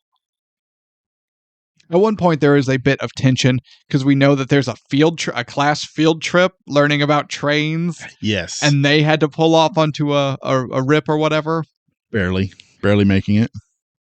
And the kids are like, that's so good because the train cuts right by them, but they don't understand that none of this is planned and how dangerous. And they're like, it's so cool. Another train's going by and they're all party, whatever. And Anna looks at me and she goes, now, wait a minute. I said, oh, yeah. She goes, would it have been better to sacrifice that train to stop 777? And I said, good Lord. Jesus Christ. I said, hon, what are you talking about? She's like, well, think about it. You've got like 30 fourth graders on this train. Would that not be a better loss than, say, 1,000 people in one of these towns? And I'm going, whoa. Whoa. Let's just calm down, hun. Yes. We're not killing any. Look, Anakin, we're not killing any kids today, okay? Damn. Mathematically, I get her point, and technically speaking, she's probably correct. Is she interviewing for the president's job of the railroad company? You know, she was gonna go meet with she was gonna be an assistant to a senator. What was his name? Palpatine. Palpatine. That's something to that effect. I think she had a job interview to be a senator's assistant, I believe. Yeah, that sounds right. And you know, she came home talking about something about, I guess, you know, a guy who was really good at saving people, but you know, he died in his sleep. I don't know. I didn't really get it, but it seemed really convoluted and I wasn't paying much attention. I'm just going, hon, I'm not playing the trolley game. I'm just trying to watch this movie, and I'm not really debating about the ethical quandaries of sacrificing 30 fourth graders. That's dark. I'm just sitting on the couch taking notes, and then she hits me with that. What am I supposed to do? Call 911. Yes, you know what? Hold that thought. Get in the car, and you can share that thought with this doctor I'm on the phone with. Hang on, honey. I'm going to call. Hello, doctor. Can you make a house call, please?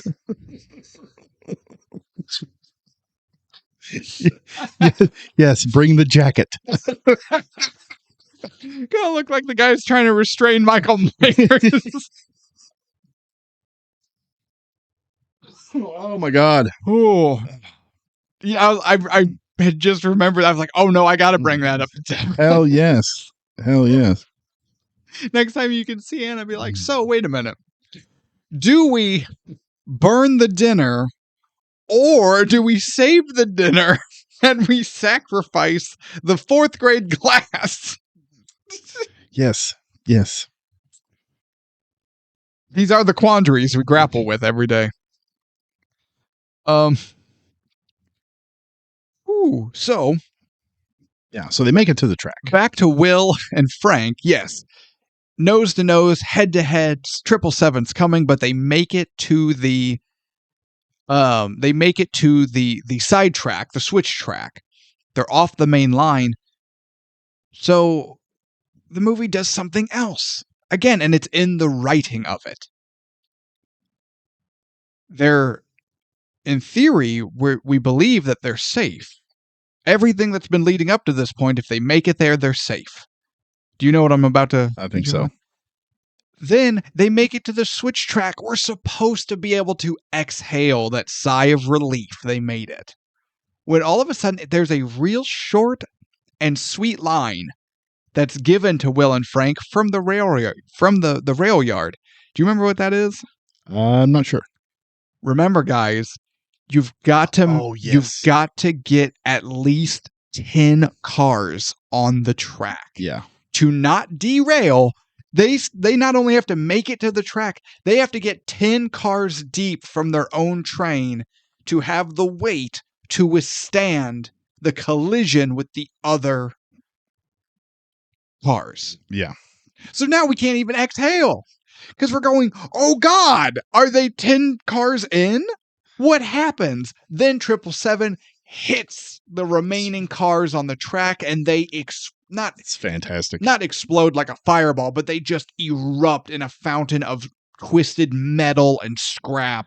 It looks so cool. It looks, well, Tevis, you are big on effects, special effects, computer effects, practical effects. You're the tech guy. Yeah.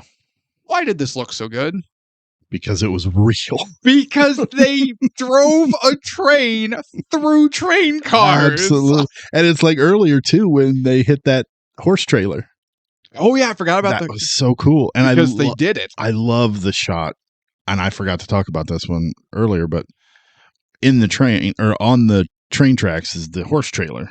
And you get that shot from inside and you can see out. You see kind of through the horses and you see the train coming.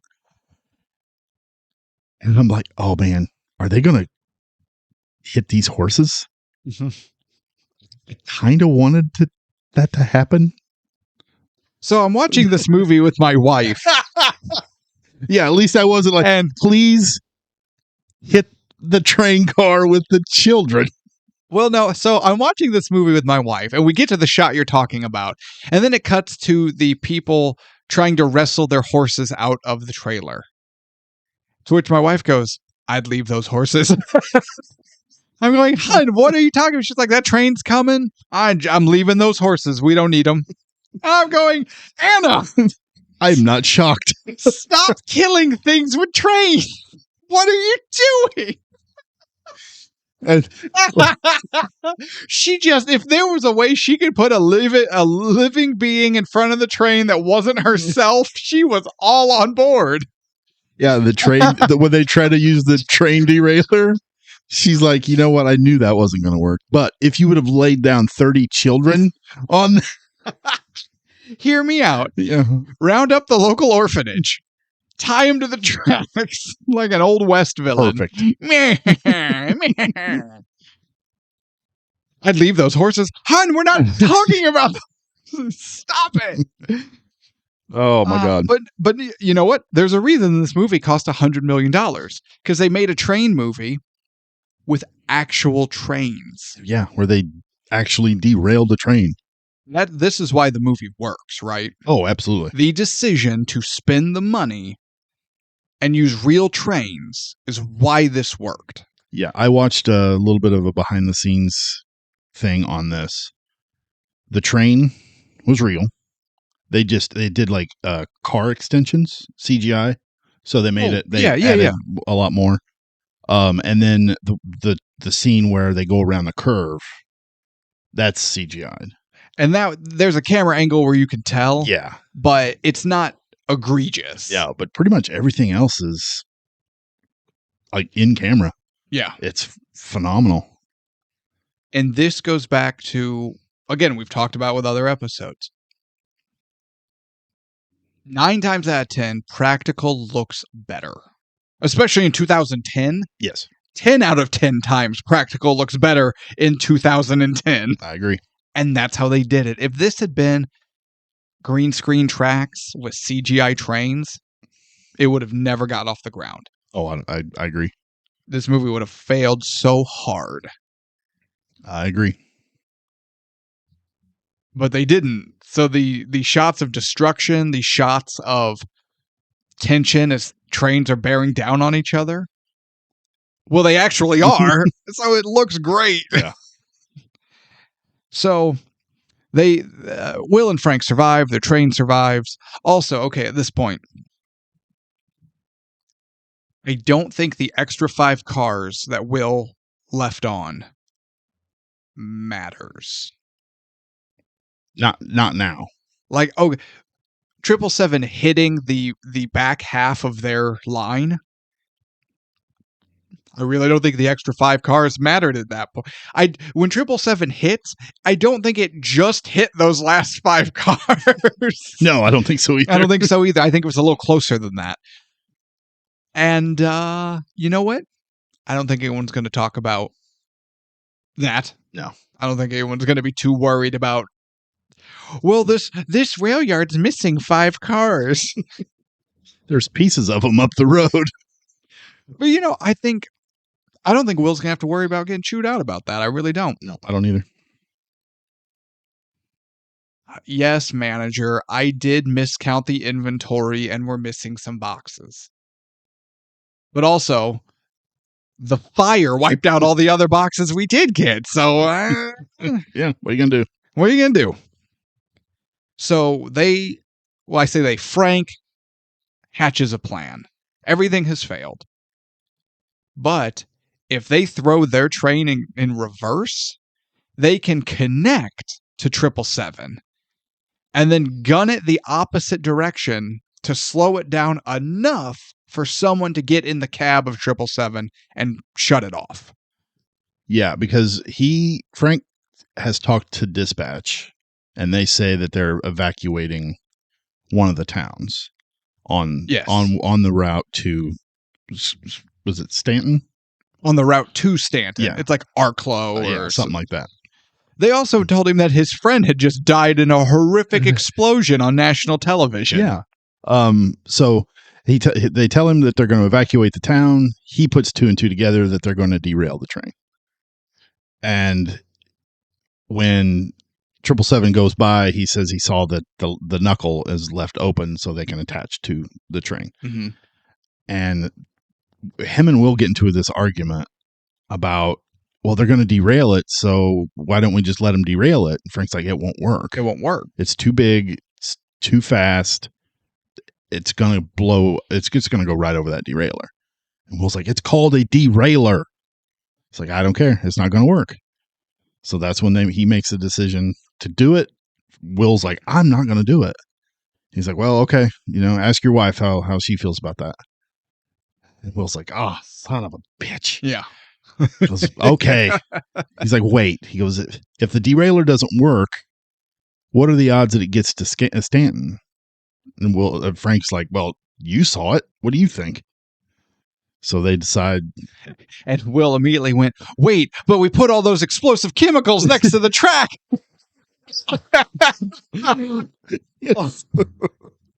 Gasp. Why did we? Do you think the town tried to relocate that shit after this incident? Probably. Let's just move them back a little. Yeah, let's move it to a different location. So now they're gunning in reverse. Yes, they are. And now it's a chase.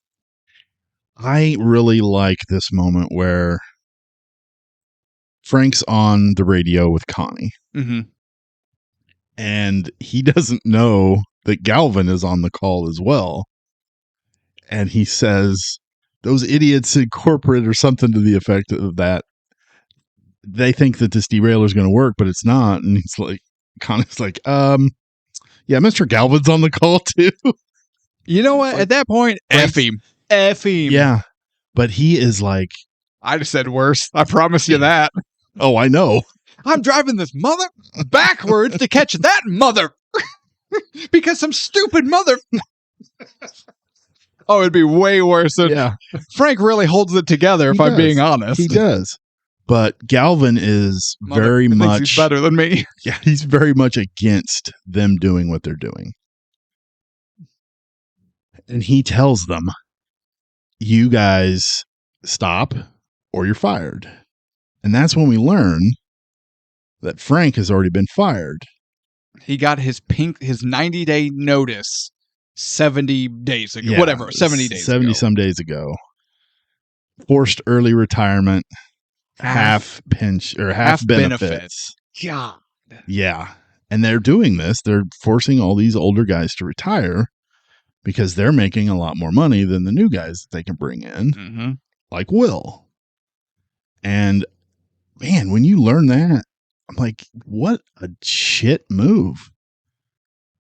I was already like, screw these guys in the corporate, but now I'm like, screw all of those guys in corporate. Yeah. Put them on the track and let the train run them over. Actually, I had that short stint in the United States Postal Service. Yeah. But our local office is such a horrible place to work. I just like, nah, I'm done. I'm not putting up with any of this nonsense. I'm dying. I'm choking on my own hate. They were essentially doing the same thing. Really? They weren't giving people notices and half minute. They weren't doing that because especially with the unions, you can't. But the railroad has a union, so I don't know how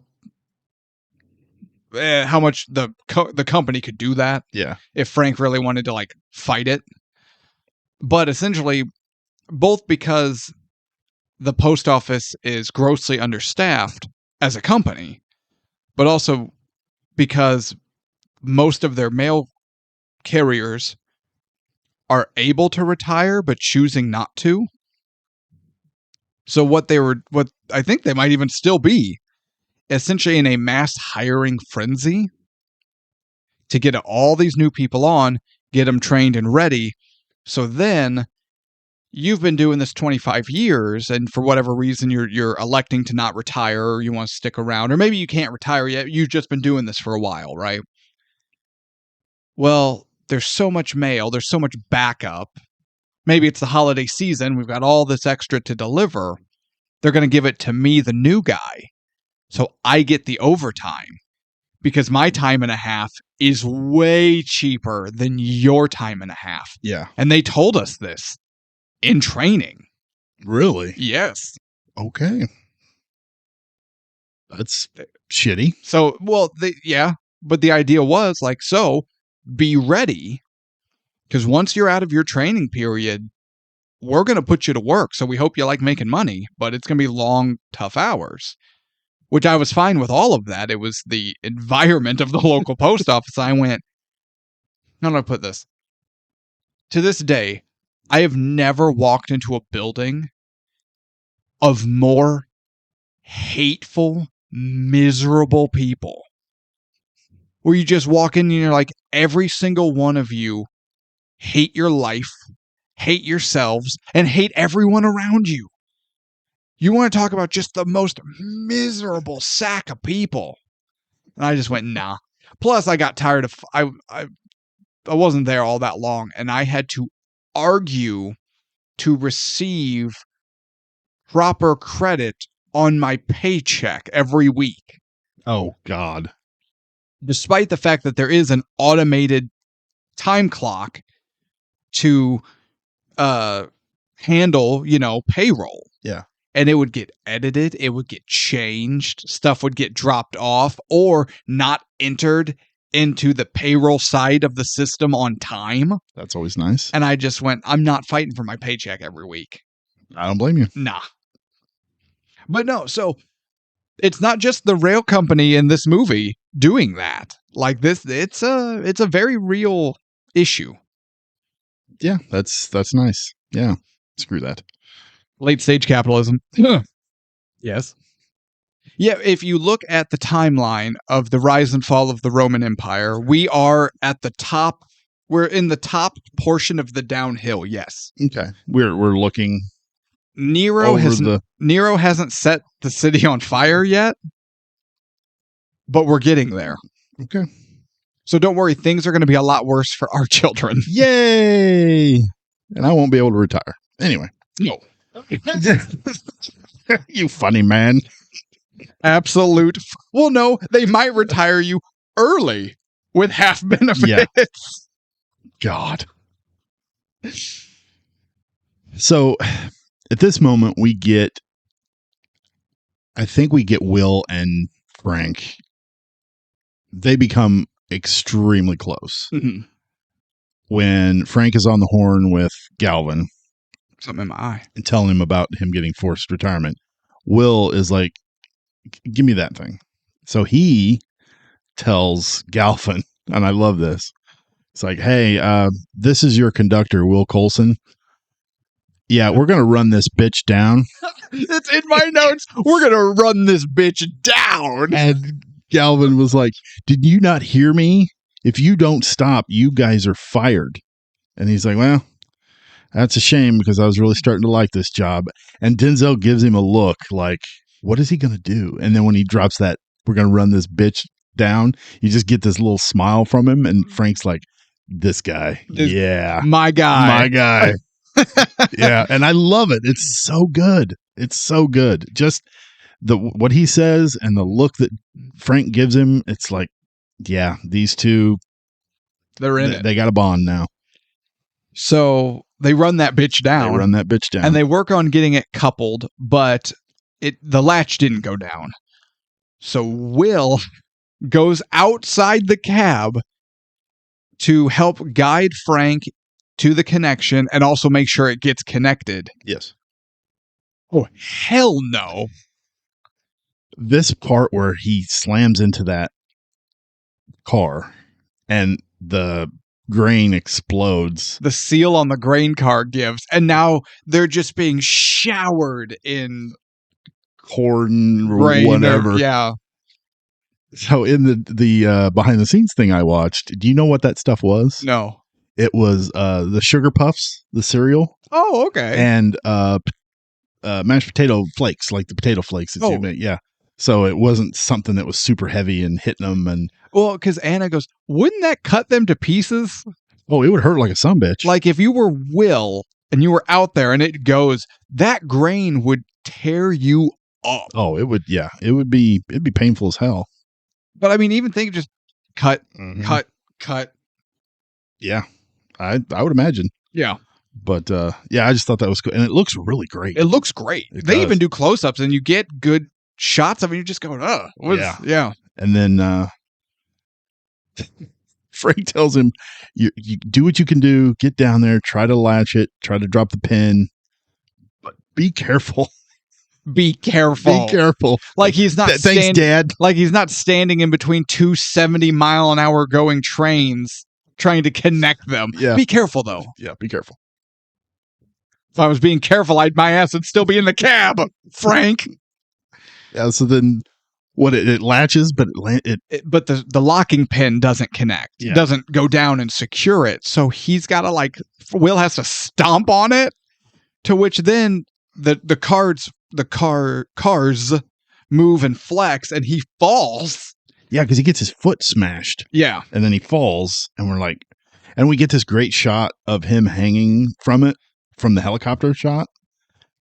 It looks great. It looks great. Yeah, and Chris Pine did all of his own stunts in this movie. Did he? That was actually Chris Pine actually him lying on the connector in between two train cars. Yeah. Oh my God. Yeah, I know. When I saw that, I was like, holy shit. Give that man a raise. Give him the starring role in Star Trek. Oh, never mind. Okay. They already did. Damn it. And honestly, he got to be the lead of the 3 best Star Wars movie or Star Trek movies ever made. Yeah, I agree. Because those movies are bad. They're boring. And bad. Yeah, I agree. But they saved the whales. There were 7 of those things. That's the best one. Is it? Yeah. Not Khan? No, I don't think so. I told you the story about Khan, didn't I? No. We were watching the Chris Pine one in theaters. And I would just say, now get ready because so-and-so is going to do this. And then they would do it or say it or whatever.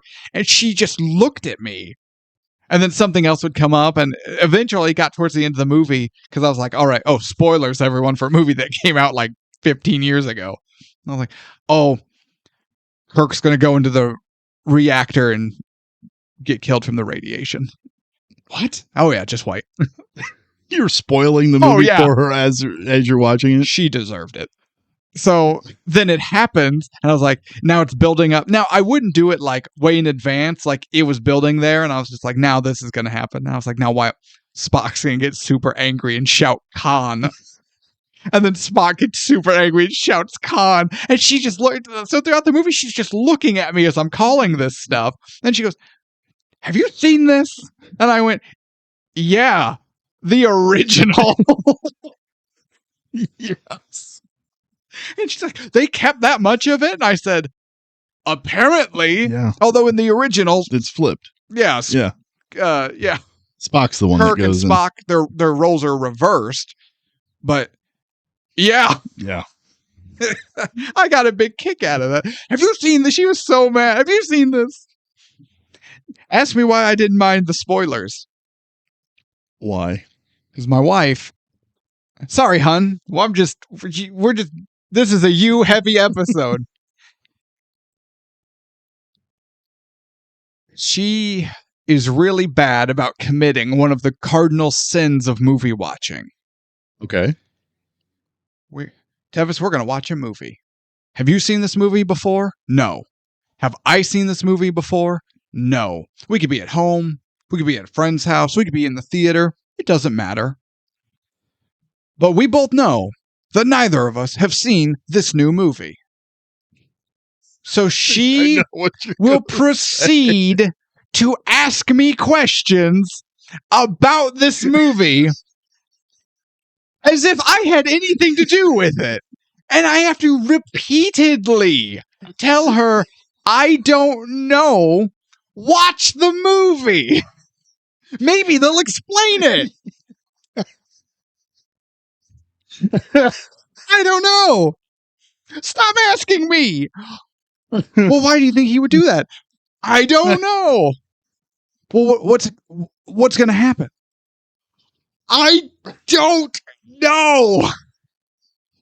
My favorite thing is when you're sitting at home and you're both on the couch and you've never watched a movie before and you're about halfway through the movie and you notice this is what's happening the whole time. Yep. Yep. And then something happens on screen, and they're like, "What's going on? What is that?" I don't know. I thought you were reading the synopsis on your phone. Like, if you want to watch the movie will tell you everything you need to know. Well, that's not necessarily true. But you just have to watch it. But the movie never told me why she turned into a fucking flash drive. Oh, God. Or totally new character walks on screen. Who's that? Handsome man in suit. I don't know. Oh, God. That's funny. So no, I had no qualm whatsoever spoiling that movie for her. That's fantastic. Why didn't they sacrifice that elementary school? I don't know. Maybe because they have a heart. Maybe they will later. That's right. We're only 25 minutes in. But yeah, so Will gets hurt, his foot gets caught, but they make the connection, and now they're working on braking and accelerating and just trying to slow this thing down. And it's working. Yeah, and the whole time, the news footage is covering all of this. So Will's wife is watching it at home. Yep. Frank's daughters are watching it at Hooters. From work. From work. From work? You don't have to word it. They're watching it from Hooters. Yeah, well, I'm sorry. They're watching it from work. Their job. Yes. At Hooters. Such a dick. But the movie does another thing, too, and I forgot to bring this up earlier when we had the train derailment. Connie has a guy in the office who is there to teach the children about trains and train safety and whatever. He's an investigator with Scott Werner is his name. And he's the expert. Yeah, but he's like the Federal Railroad.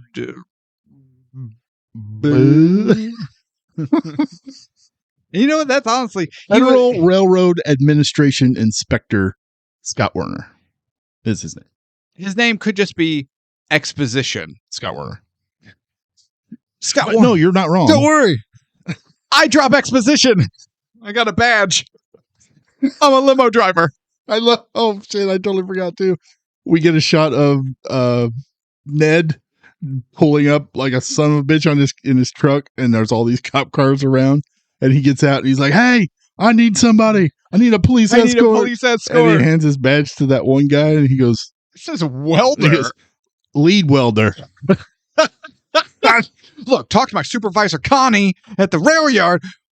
You know Connie? You're with Connie? Boom. And now they're all hauling ass. But Ned's getting it done. Say what you will. He's competent and he cares. He does. Which is more than two things more we can say about him than Dewey and Numbnuts. Absolutely. But yeah, Scott Werner is there just for exposition. Yeah. And to explain what molten phenol is. What molten phenol is and different aspects of the train and what you can do with it and you can't do with it. But it never feels like exposition to me. It kind of feels like exposition to me. I never. It feels like an expert is just explaining things. Yeah, but it never once felt to me like, oh, I'm just being spoon fed this information. He never goes on long, wordy mouth vomit. Kind of dumb. You know, it's always something quick. Yeah. Like, oh god, do you know what molten phenol is? Like, yeah, it's chemical. They use it in glue. It's really toxic and really combustible. Period. Done. Yeah. Thank you, Mr. Exposition. Moving on. Now we all know what we need to know. Yep. And he makes an appearance every once in a while when we need him. Honestly, if you were to make this movie in 2025, I would probably get rid of his character. Really? Yeah. Okay. Because Connie could just Google search it. That's true. Just like molten what? Oh God, you know. That is true. And then be like, Frank, it's Connie. The stuff that the 777's hauling. Yeah. There we go. And the thing is, all we need to see is her search it. We don't need to see what she found. we'll learn it when Frank learns it, and when Frank and Will learn it. But in the modern era, just and I mean, she could just use her phone too, and exactly. if it was done now, but or hell, while Frank and Connie are talking, Will could be doing it in the background on his phone, searching it, and be like, "Oh, he just find, oh shit, Frank, yeah, hold on, Connie, yeah, Will, it's highly combustible." Could you not? Yeah. You could replace his character with. You could replace the character of Scott Warner. Exposition investigator with a character doing a Google search. That's true. Now, in this movie, he's fine. But that is a kind of character that I honestly don't think we need in a modern film. I'd agree with that now. I don't think you should have a character whose sole purpose is to fill in gaps. Come up with more creative ways for your characters to learn the shit. That's fair. But he works in this. He works. It's fine. It's fine. Totally fine. Absolutely fine. Shelley Duvall levels of fine. Okay. I mean, if I'm being honest, his acting is probably better than Shelley Duvall's in The Shining. That's fair. Just the character itself is, I could take it, I could leave it. So they're trying to slow it down. However, 777 is so big and heavy and is moving so quick that they burn the brakes out of Will and Frank burn the brakes out of their engine. Yes. And then, which looks great because we just see a flamethrower of fire shoot out from under their train. It looks cool. Amazing. Yeah. I loved when 777 goes over that derailleur and just blows it to hell. And it just, the shrapnel is hitting the police cars and destroying them. Okay, someone got hurt, right? Oh, had to have. Like, Deputy Poindexter, Svenhausen is just laying there with like 1.5 feet of steel sticking out of his stomach, right? Absolutely. Guys, got a problem here. Guys. Yeah. It's getting real dark. Looks like Logan at the end of Logan. Yeah. Yeah. Sorry, spoilers.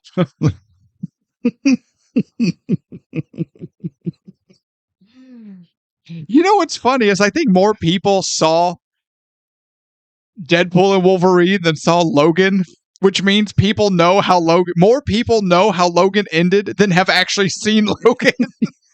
Probably. Yeah, I know I took the kid to see Deadpool and Wolverine, and she had never watched Logan. Yeah. So I was like, oh well, you'll be fine. Oh, darn. Yeah. You didn't like Logan? It's fine. Oh, it's a good movie. Yeah, I enjoyed it. I'm just saying, I think you're like spoilers. I'm like, actually, I think Deadpool and Wolverine spoiled Logan more than we are. Yeah. So now with the brakes gone, they can't stop it. They're trying to slow it down. We get to the S curve. And it's a 15 mile an hour max speed limit on the curve. With, again, this might as well have been a Mortal Kombat stage. Because, like, if you go off the tracks on one side, it's a bunch of highly explosive chemicals. And if you go off the tracks on the other side, it was, the orphanage and the children's hospital and all of those really small clumped together house structures. So if Raiden had shown up and done the button command for the stage fatality and just uppercuts the train off the track, he would have given a friendship. Oh, see, that's what they needed. Yeah. Was babality. Oh, and it turned into a little train. Yeah. Would have, that would have solved if it turned into like a one of those little trains that go around your Christmas tree. Yeah, absolutely. Boom. Yeah. Saved it. Where the hell were you, Raiden? Could have saved it. Protector of Earthwell, my nuts. Thanks for nothing, you hat wearing douche. Oh shit. Yeah, so their brakes are not working very well. 150 channel followers, and we'll make Tevis watch Mortal Kombat Annihilation. Gross. And we'll do it. We'll do a watch along episode. Let's make it happen. I want to torture him so badly. Gross.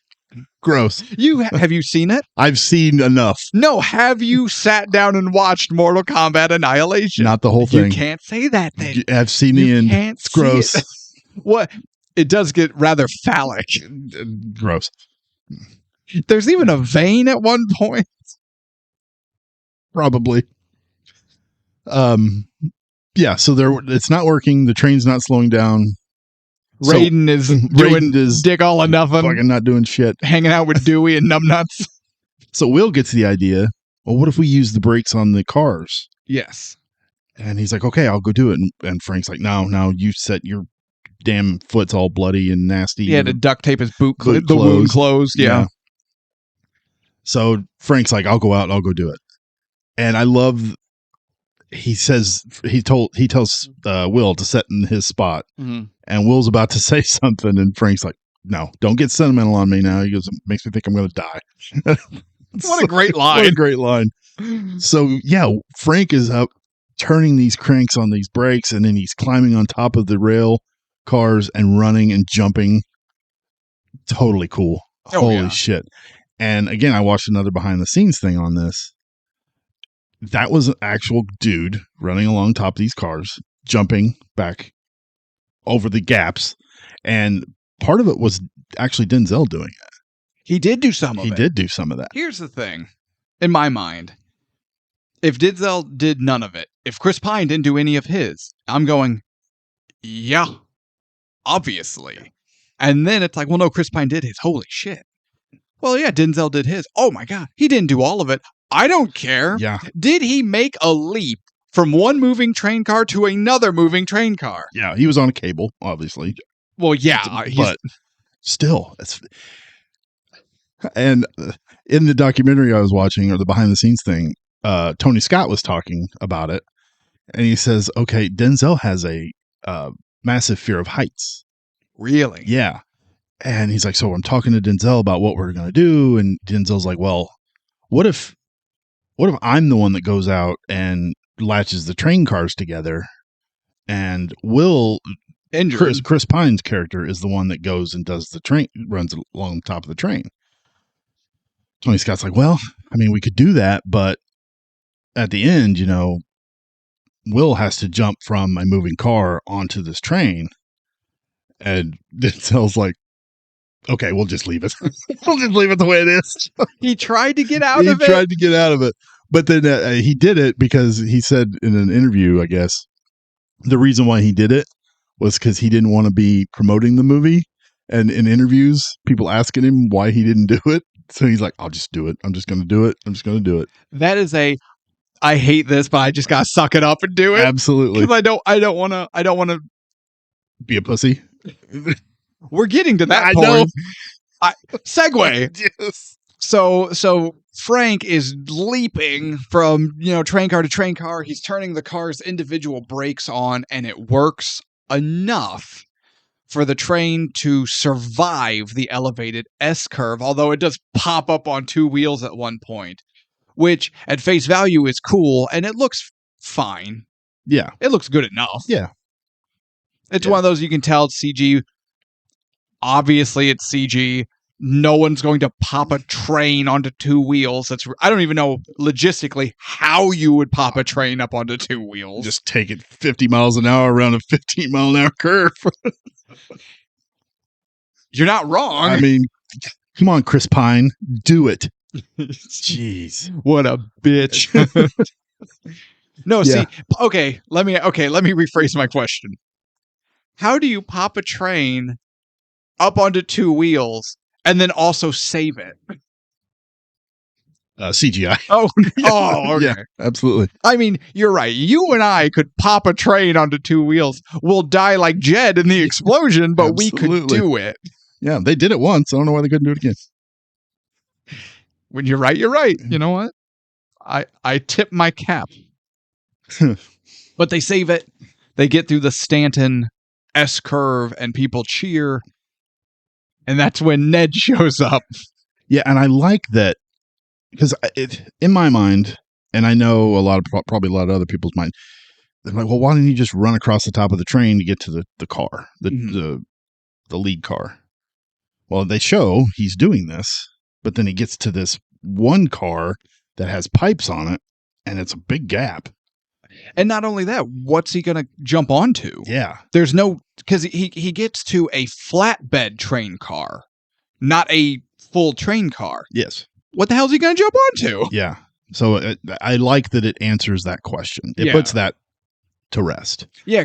So now you're going, oh, well, obviously he can't. And it leads us to the next moment. You're not sitting here going, yeah, why didn't they just do this? Why didn't they just do that? And that goes into the pre-filming work of ironing out what the scene looks like, what's going to happen, and why is it going to happen?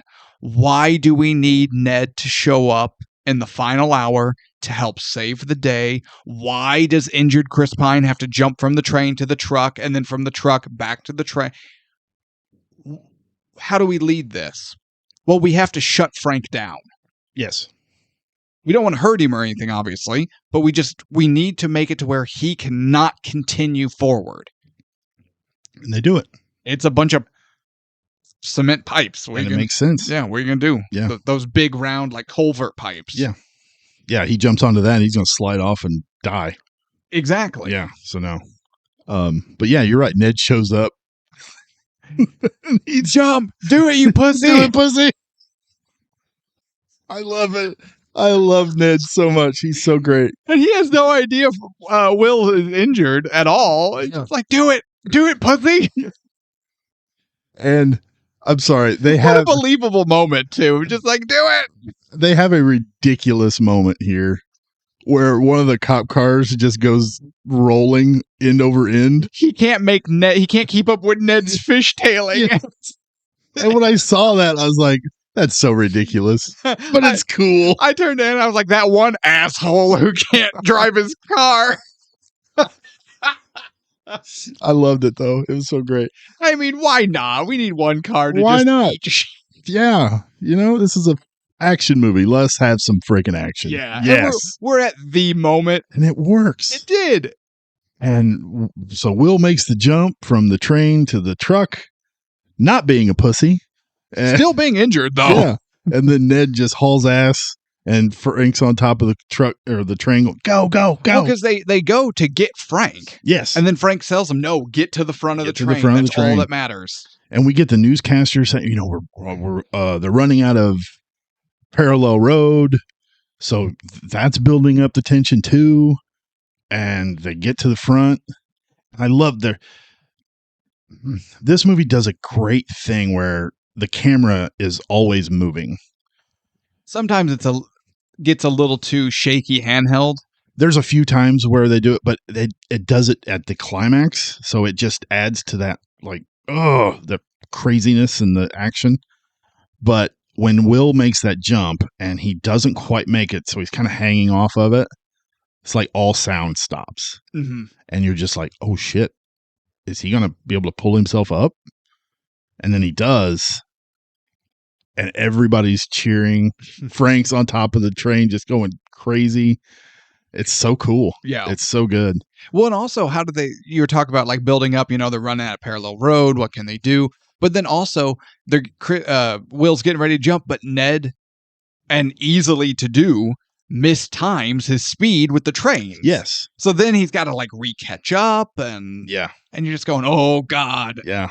Just building and building and building. So Will makes the jump. He's now holding on to the ladder, but his feet are just dangling and you're going, oh God. Yeah. But he pulls himself up and it's just cheers and screaming and celebration. Yeah, it's fantastic. I love a movie when there's a room full of people that are watching the action and helping out, and then they just cheer. It's like Apollo 13. Absolutely. Independence Day. Yeah, absolutely. Or Armageddon. That too. Everyone just does the stone cold. Yeah, it was a little over the top when Connie took both those beers and smashed them together. Nope. It and was the glass breaking. Nope. Heat of the moment. No one else could pull it off except her. And she gave Scott Werner the stunner. Well, it's only because Galvin wasn't in the room. That's true. That's true. And there we go. And then we get the award ceremony. Fantastic. And Ned is boring everyone to death at the podium. Were you ever worried? Like, no. I was born for this. It's all about precision. He's doing his goddamn waitress speech. Absolutely. Although, did you notice? Oh, go ahead. No, go ahead. When they're like, well, what do you think went wrong to cause this incident? Someone from corporate steps in immediately. Well, that's all Ned's time. Thank you for asking your question. Get the hell out of here, Ned. Because you know what? I bet Ned's a loose cannon with a hot mic. Oh, yeah. He'd be like, well, there's these two assholes over here. They're actually right over here. Hey, guys. Yeah, you. Yeah, come on over. And then he would huck something at him, too, absolutely. I bet. But you get this great moment with Will and Frank talking. And Frank's like, corporate, I got to just call the phone with corporate a little bit ago. And they offered me a better position and whatever, my job back. And Will's like, well, what about me? They're going to give me another position. And then they meet Connie for the first time. And I love this. I love this so much. Connie's like, you know what? I'm trying to figure out which one of you two I'm going to kiss first. And Frank's just like, without missing a beat. Dead stop. Me? Yes. And they all laugh and have a good. And I felt my cheeks hurt from just smiling so big at this moment. It's so great. Oh, yeah. Yeah. And then we learn, obviously based on a true story. So Connie is promoted to Mr. Galvin's job. Yep. Frank not only got his job back, but he got promoted and then is now happily retired with full benefits. Yep. And that Will and his wife are back together, happy, and are expecting their second child. And that Dewey... I hated this. I felt weird. It felt... insulting? Just... the way they went about it. Okay, so what does it say? Dewey is currently working in the fast food industry. Yeah, working in the fast food, and I just went.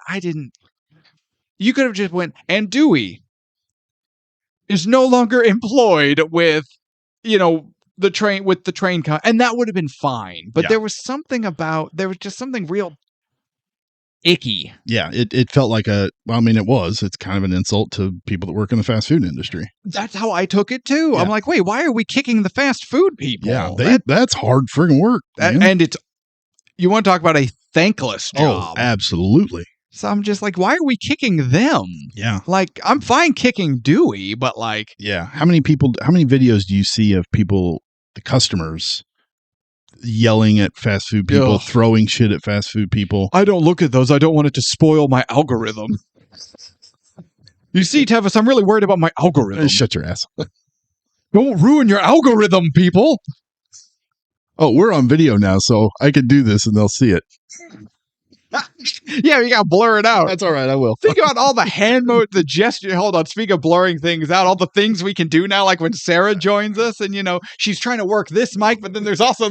and so now she's fighting two microphones. Blur that out, asshole. I'm just going to put our logo right over your face.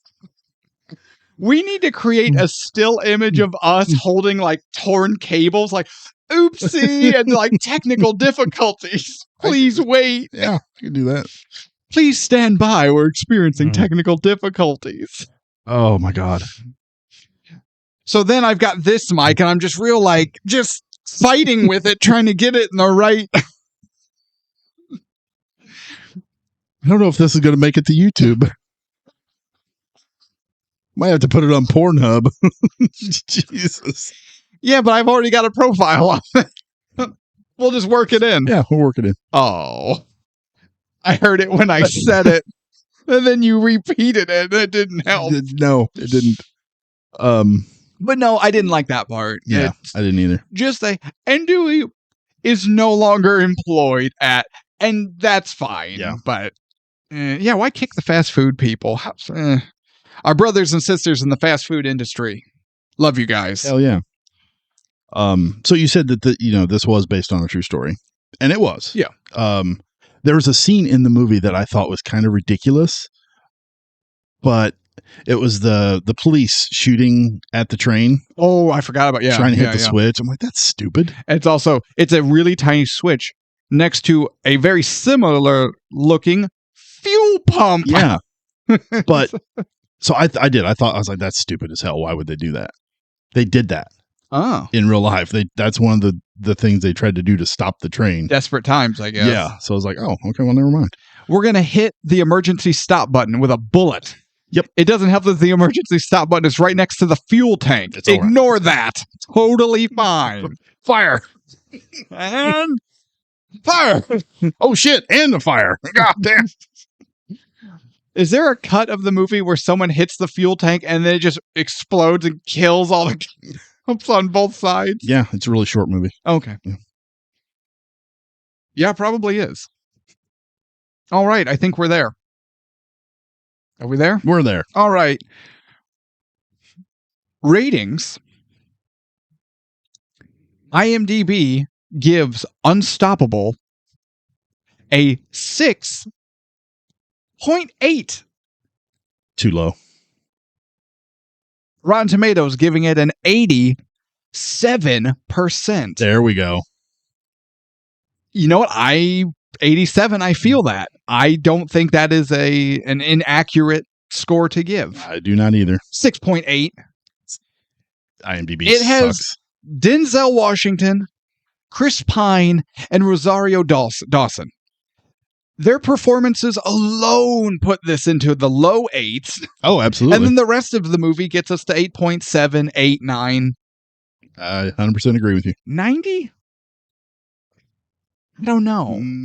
It's hitting the bottom of 90. Like it's tickling. It's tickling the undercarriage of 90. Of 90. We could do so many things now. I don't know if I like this video shit.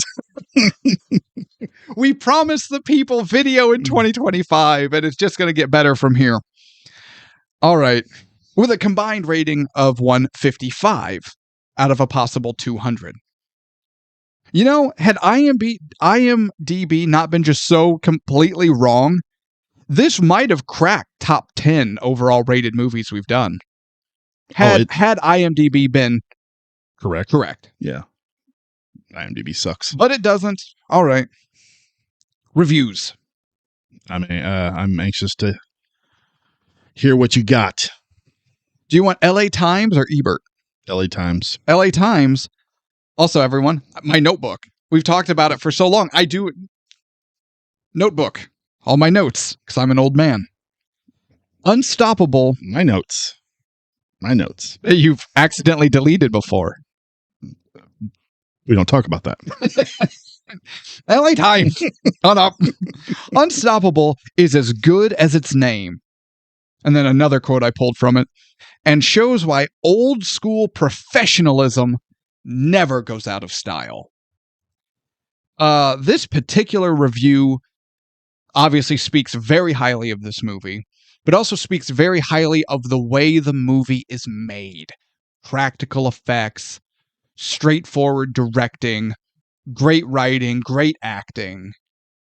They let the movie deliver the thrills like an old school movie. They didn't try to overly complicate things. And it also talked a lot about what this reviewer felt to be the underrated Pelham 123. How that movie doesn't get enough credit because it is old school filmmaking without the bells and whistles. It's just a good movie built on the merits of being a good movie. And you know what? I like taking a Pelham 123. It's been a hot minute since I watched it. Denzel. I know. I need to watch it. And you know what? John Travolta does a good job. Yeah, I'm not a huge fan. Honestly, I think Travolta there aren't many that could replace him, but he could probably get replaced with somebody with a voice that doesn't crack when he gets angry. Yeah. But it's fine. It's fine. Totally fine. But this particular review just goes into a lot of this movie is great, and what makes it even better is how it was made. Ebert. Okay, go ahead. In terms of sheer craftsmanship, this is a superb film. Oh. 3.5 Hey, stars. There he is. Okay. 3.5 for Unstoppable. Good job, Ebes. 3.5? I mean, it's the track record we have with this guy. Well, I mean, I don't know him. He's deceased. But I'll take the 3.5. Okay. But realistically, I would think 3. I'll take 3.5. Well, honestly, if it were me, there wouldn't be decimals because that just overly complicates things. I like it. Because now you're taking a 4-point scale and needlessly making it an 8-point scale. Good point. Quit breaking your scales. That's why we founded this show on, is it worth the ticket price? Yes or no? You can't break the scale. It either is or it isn't. It's a no 0.5. It's a yes 0.7. It's a no and a half. Yeah. All right. Awards time. I have a few. I've got a few. I have the Roger Murtaugh Award for being too old for this shit. Okay. Frank is getting too old for this shit. I have that too, and I said, yeah, Frank, when he gets to the train cars with the pipes, he's like, nope. I need help. Okay. Because I have something written down, but now I'm not so sure I'm right. I know the award is right. Now I'm not so sure who gets it. Oh, okay. Because originally I gave the Jackie Chan Stunt Award, Best Stunt Award, to the guy who played the Afghan vet. Oh, okay. Doing the train stunt. But then there's also Chris Pine. But then there's also Denzel. And then there's also the Denzel stuntman that took over the rest of it. Like, the movie gets the Jackie Chan Best Stunt Award. But now I'm not so sure which one is the best stunt.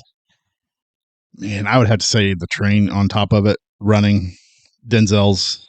Just because the guy from a helicopter lowers down onto the train, takes a bump, flies off the train, then collides into the windshield of another car and is then hoisted away, lifelessly dangling from the helicopter cord. That one has a lot of moving pieces to it. That does. For me, it's the whole running along the top of the trains, because I too have a tremendous fear of heights, and I don't know if I was in Denzel's position, I don't know if I'd be able to do it, honestly. I don't have a tremendous fear of heights, but I do have a fear of having my legs cut off by a train. I think we all kind of have that. We all have that in some degree. You think that was going to be a bigger part of your life? Kind of like quicksand? I really, really thought from the era of movies I grew up with, I would have experienced quicksand at some point in my life. Yeah. Only for then Mythbusters to come around and say, Hollywood quicksand isn't real. Yeah. Yeah, Hollywood definitely scarred me on quicksand too. So. Yeah. All right, what else you got? I have the Maximus Award for Best Line, and it's a lot of picks. It's not a great line, but it's the way it's delivered and the way it made me smile. Okay. It's that Connie saying, I'm trying to figure out which one of you I'm going to kiss first. And Denzel just like, me. And my God, I loved it. Yeah. Yeah. I'm looking at our award board and I don't know if I've got any others that really irrelevant. What's the best part of this movie for you?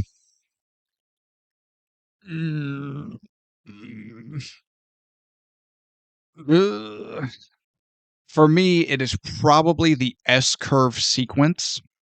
I think that's got the most tension. The movie's been building up that S-curve ever since we learned that the train is powered.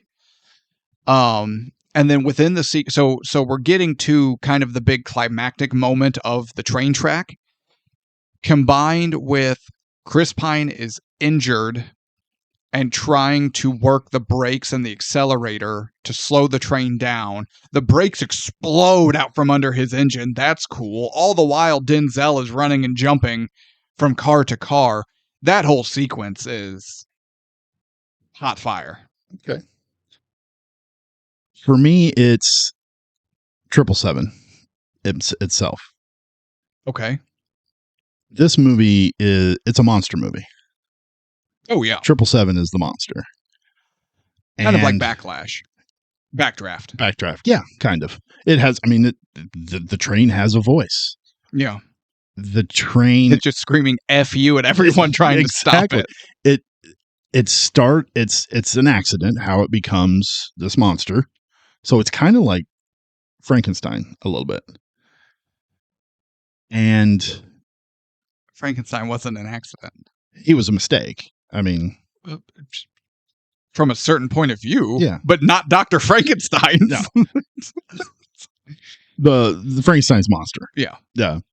But oh no, I'm not critiquing you on that. I know what you're talking about. Okay. I'm just saying Dr. Frankenstein very much had a purpose that wasn't a mistake or an accident. Then he just regretted it after the fact. That's true. But so then the monster gets to be more powerful and unstoppable. It's like an accident or a mistake. Like the last voyage of the Demeter. That whole movie? Not anything that happened in the movie, the creation of that movie. Yes. I like that better. Yeah. We got there. We got there. The train is made into this monster like that movie, Last Voyage of the Demeter. was made. An unstoppable, unrelenting juggernaut that's just trying to crush my balls.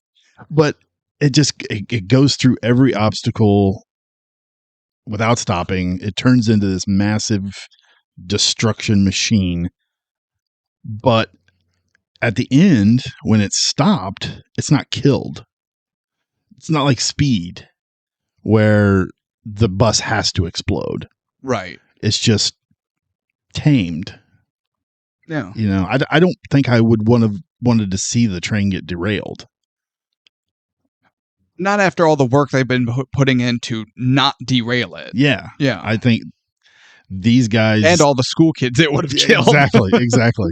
So yeah, the 777 for me is the best part of this movie. Just the way it looks, the way it sounds. Yeah. The way it just eats through shit. I love it. What's the worst part for you? I always take this question as you and I always kind of take it and answer the question differently. You look at like individual assets of the movie where I look at sequences of the film itself. Mm-hmm. And I don't think either of us are right or wrong. It's just what is your favorite or least favorite part of the movie? And that can mean anything. I actually appreciate it that we look at it differently. So for me, for the sake of the question, for the sake of the game, if I had to pick a least favorite, it's seeing the phone call of all the executives. Like, do we need to see bald white man on golf course? No. Do we need to see boardroom of miscellaneous suits? No. Does the character of Mr. Galvin satisfy that? Yes. And do we know that he's on the phone with other executives, some like him, some higher up, based on stuff he has said to Connie? Yes. So do we need to see them? Probably not. Okay. The worst part of this for me, and we actually talked about it, was that end with Dewey. Yeah. The fast food thing. That is by far the worst part of this movie for me. It just leaves a bad taste in your mouth. It does. And it sucks that it's the last thing that we see. Yeah. before the credits, because I'm like, get rid of that. Yeah. But other than that, I mean, I had a really hard time. And I also feel like it kind of backhands Ethan a little bit. A little bit. Because it's not like they didn't take pictures of the real life people. They used pictures of the actors and actresses. Yeah. So there's Ethan's face next to, and this motherfucker has degraded himself by working in fast food. Like, it's not good. It's not good. I don't like it. Do you have a prop? This is a tricky one because there's not, based off the rules of the question, a prop from the movie that will fit in the studio. There aren't a ton of options here.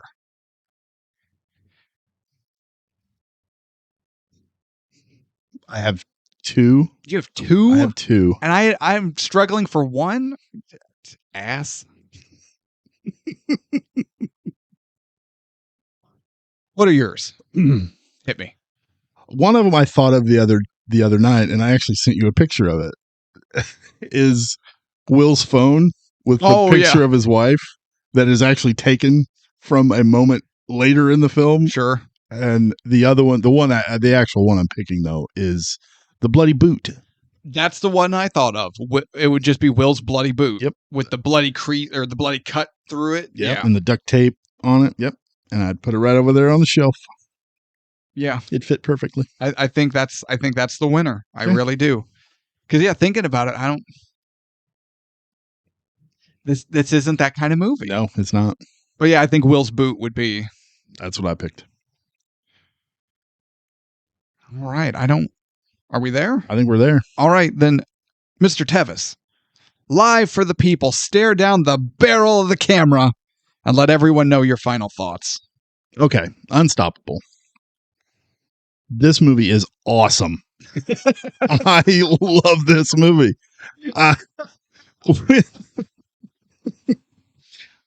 So when I first watched it for the very first time back in 2010, 2011, or whenever I watched it, I was like, okay, that was fine.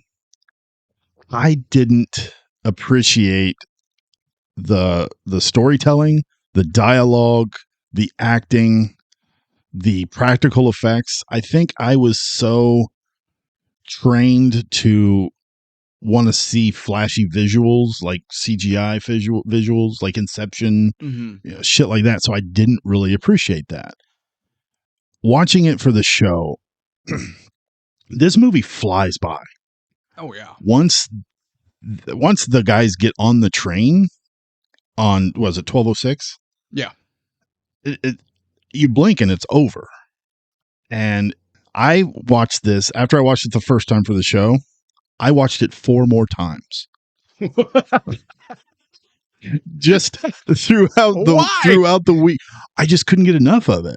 And then last night, I was trying to figure out for sure about the boardroom scene. I wanted to make sure that they didn't talk about people at all, and all they was worrying about was money. Mm-hmm. I was like, I'm just going to throw it on real quick, watch this scene real quick, and I'll be done. I got sucked into it again.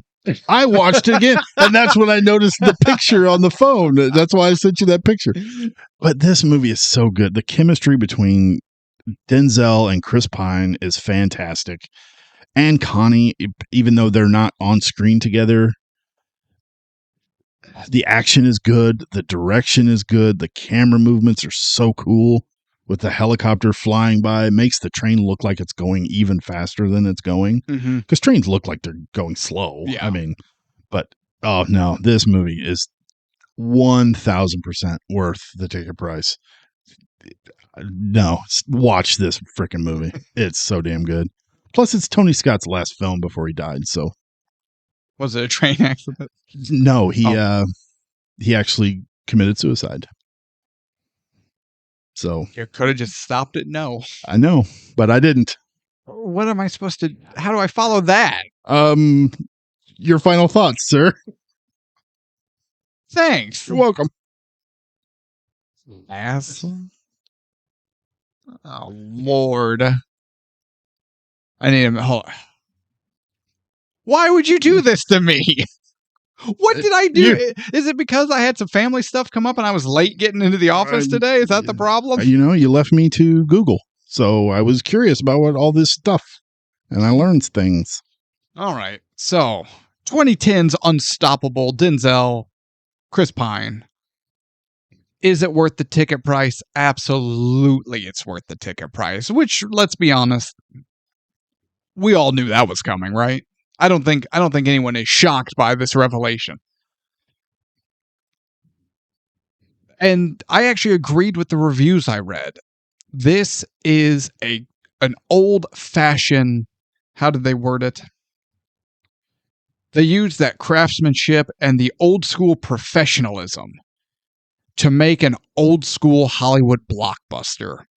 It's writing that you cannot poke a hole in, superb acting, and all of that being crafted in the hands of a master director, making a movie with a deceptively simple premise that would, I think, simultaneously in the wrong hands be made goofy. Oh, yeah.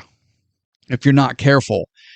And what you get is a tension-building thrill with characters you care about as they try to stop what is bound to be a horrendous accident.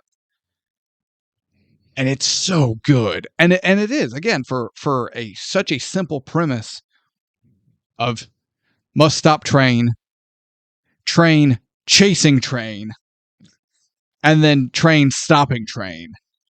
And yet it will get your heart pounding. Heck yes.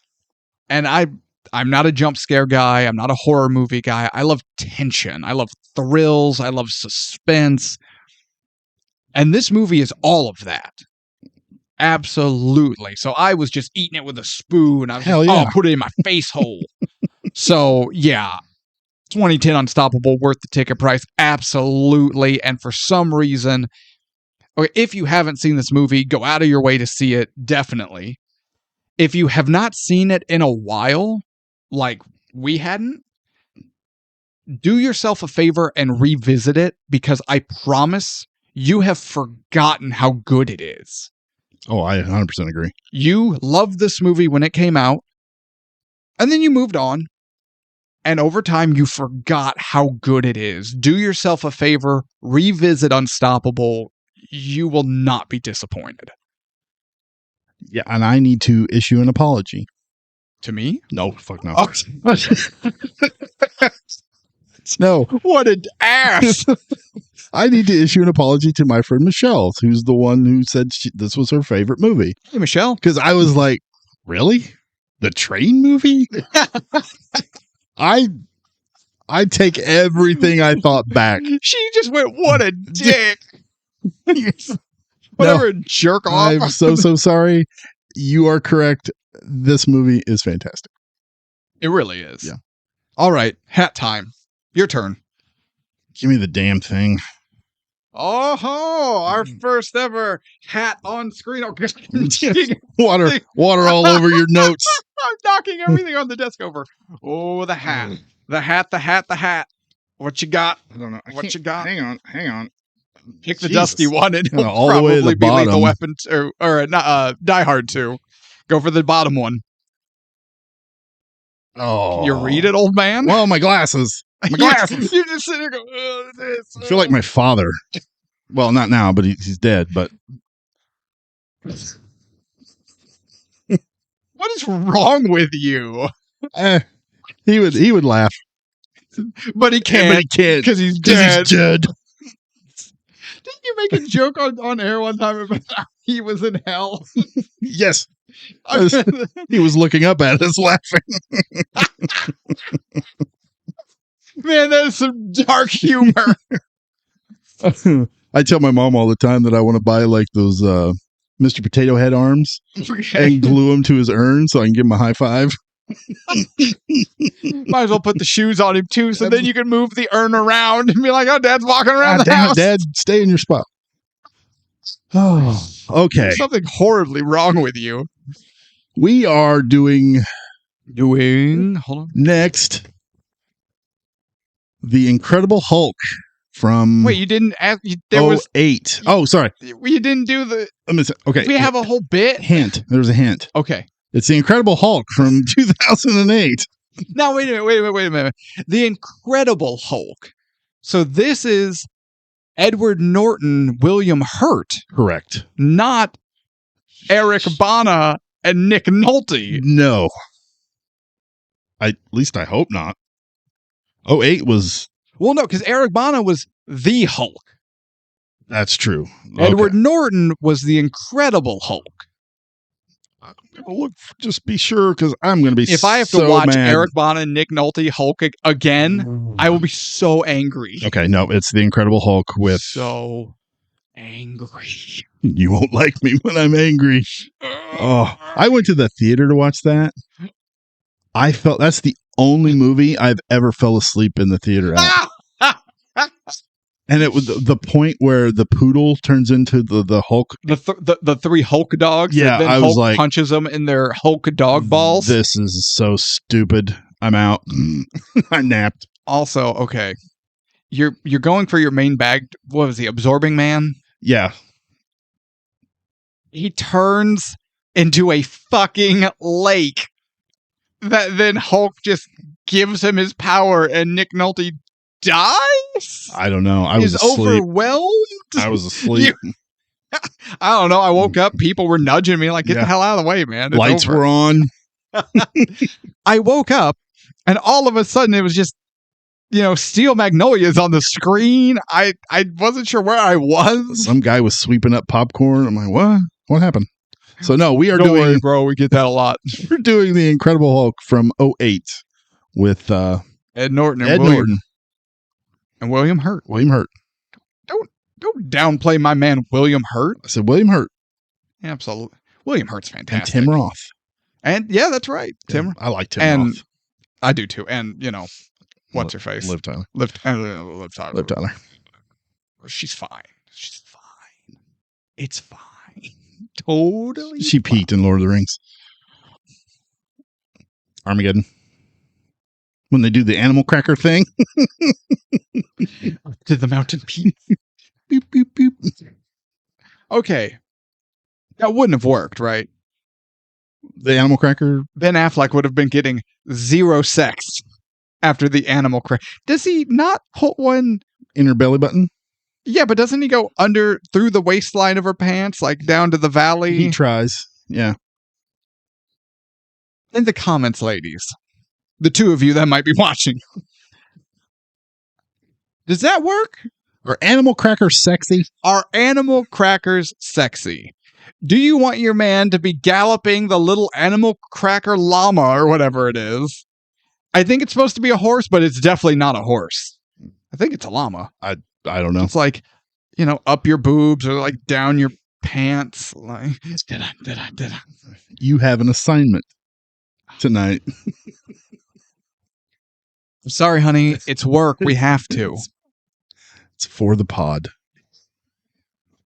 No children were harmed in the making of this pod, unfortunately. I'm sorry. Sorry, hon. But no children were sacrificed to the train gods. All right. All right, that was fun. You know what? The 08 Hulk is probably my most watched movie in theaters. Really? I saw it 7 times. Why? Honestly, it just kind of kept coming up, and I just kind of kept going. You can stop anytime. I couldn't. It was awkward. I guess I shouldn't say anything because I watched Unstoppable 6 times. So within a week. Like my buddy and I went and saw it. And then I was visiting my mom, and she was like, "Hey, let's go." And I'm like, "All right." She wanted to do something fun. So I saw it with her. And then like another friend was like, "We should go." And I was like, "Okay." And I'm like, maybe we could have just orchestrated all this into one trip. But I ended up going 7 times with 7 different people. Jesus Christ. I just kind of happened. I don't know. Okay. I've seen this movie a lot. So you have lots of opinions on it. You may be new to the show, but I have lots of opinions on everything. That's true. I don't know why I said that. I'm kind of a jerk with thanks to our trial and error lighting, a jerk with a huge shiny forehead. Can I tell you a story real quick? Yeah. Don't.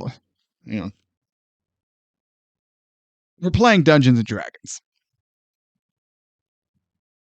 Everyone's at the table. We're gathered around.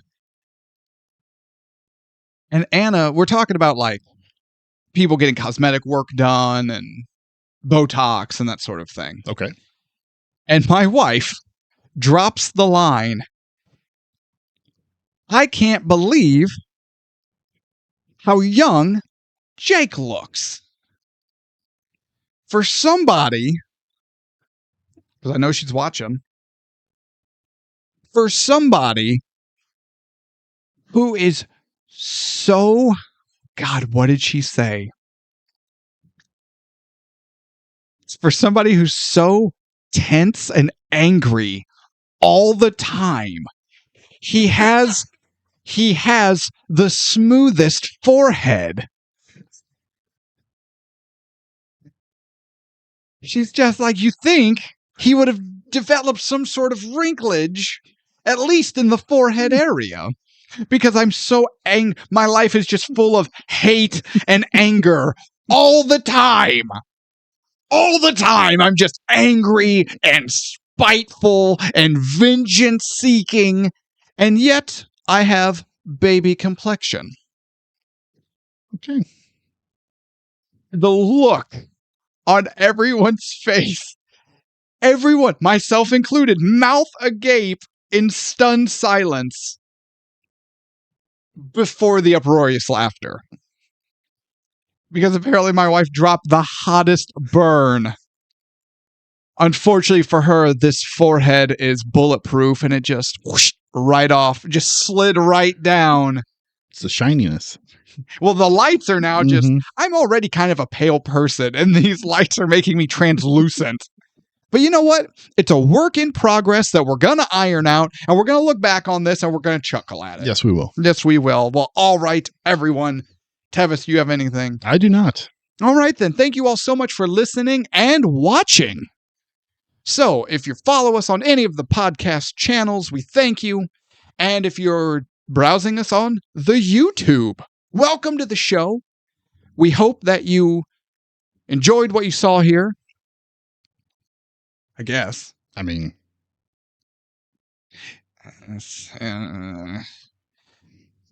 but most of all, we hope you do follow the show and stick around and check out all the old episodes now, because now I feel like all the non-video episodes are some distant archaic thing, right? We are working on ways to getting those transported over to YouTube as well, so we can have the archived, so that way if YouTube or any of the video platforms are your medium of choice, don't worry. We're not going to forget you, and you're not going to miss out. We're working on getting those uploaded too. We're getting it figured out, one step at a time. Absolutely. So thank you all Baby so steps. much. That's right. And as awkward, uncoordinated as we are, they're really little baby steps that we inevitably we fall down. We have to get up, fix it. So thank you all so much for listening and watching. I'm Jake. That's Tevis. We are Ticket.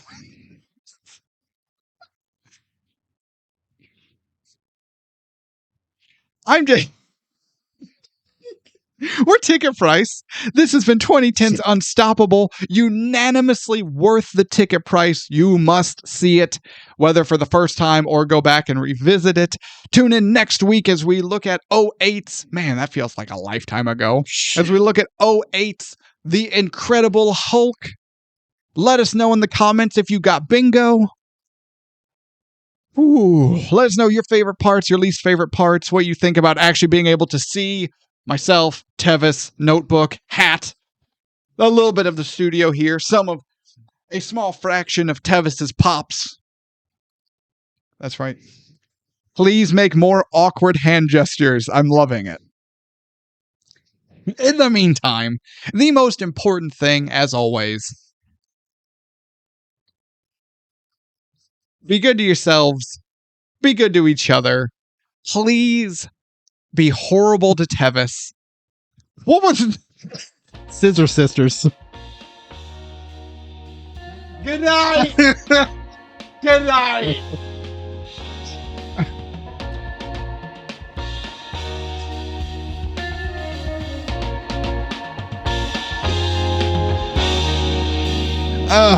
You wanted to do video. It's your fault.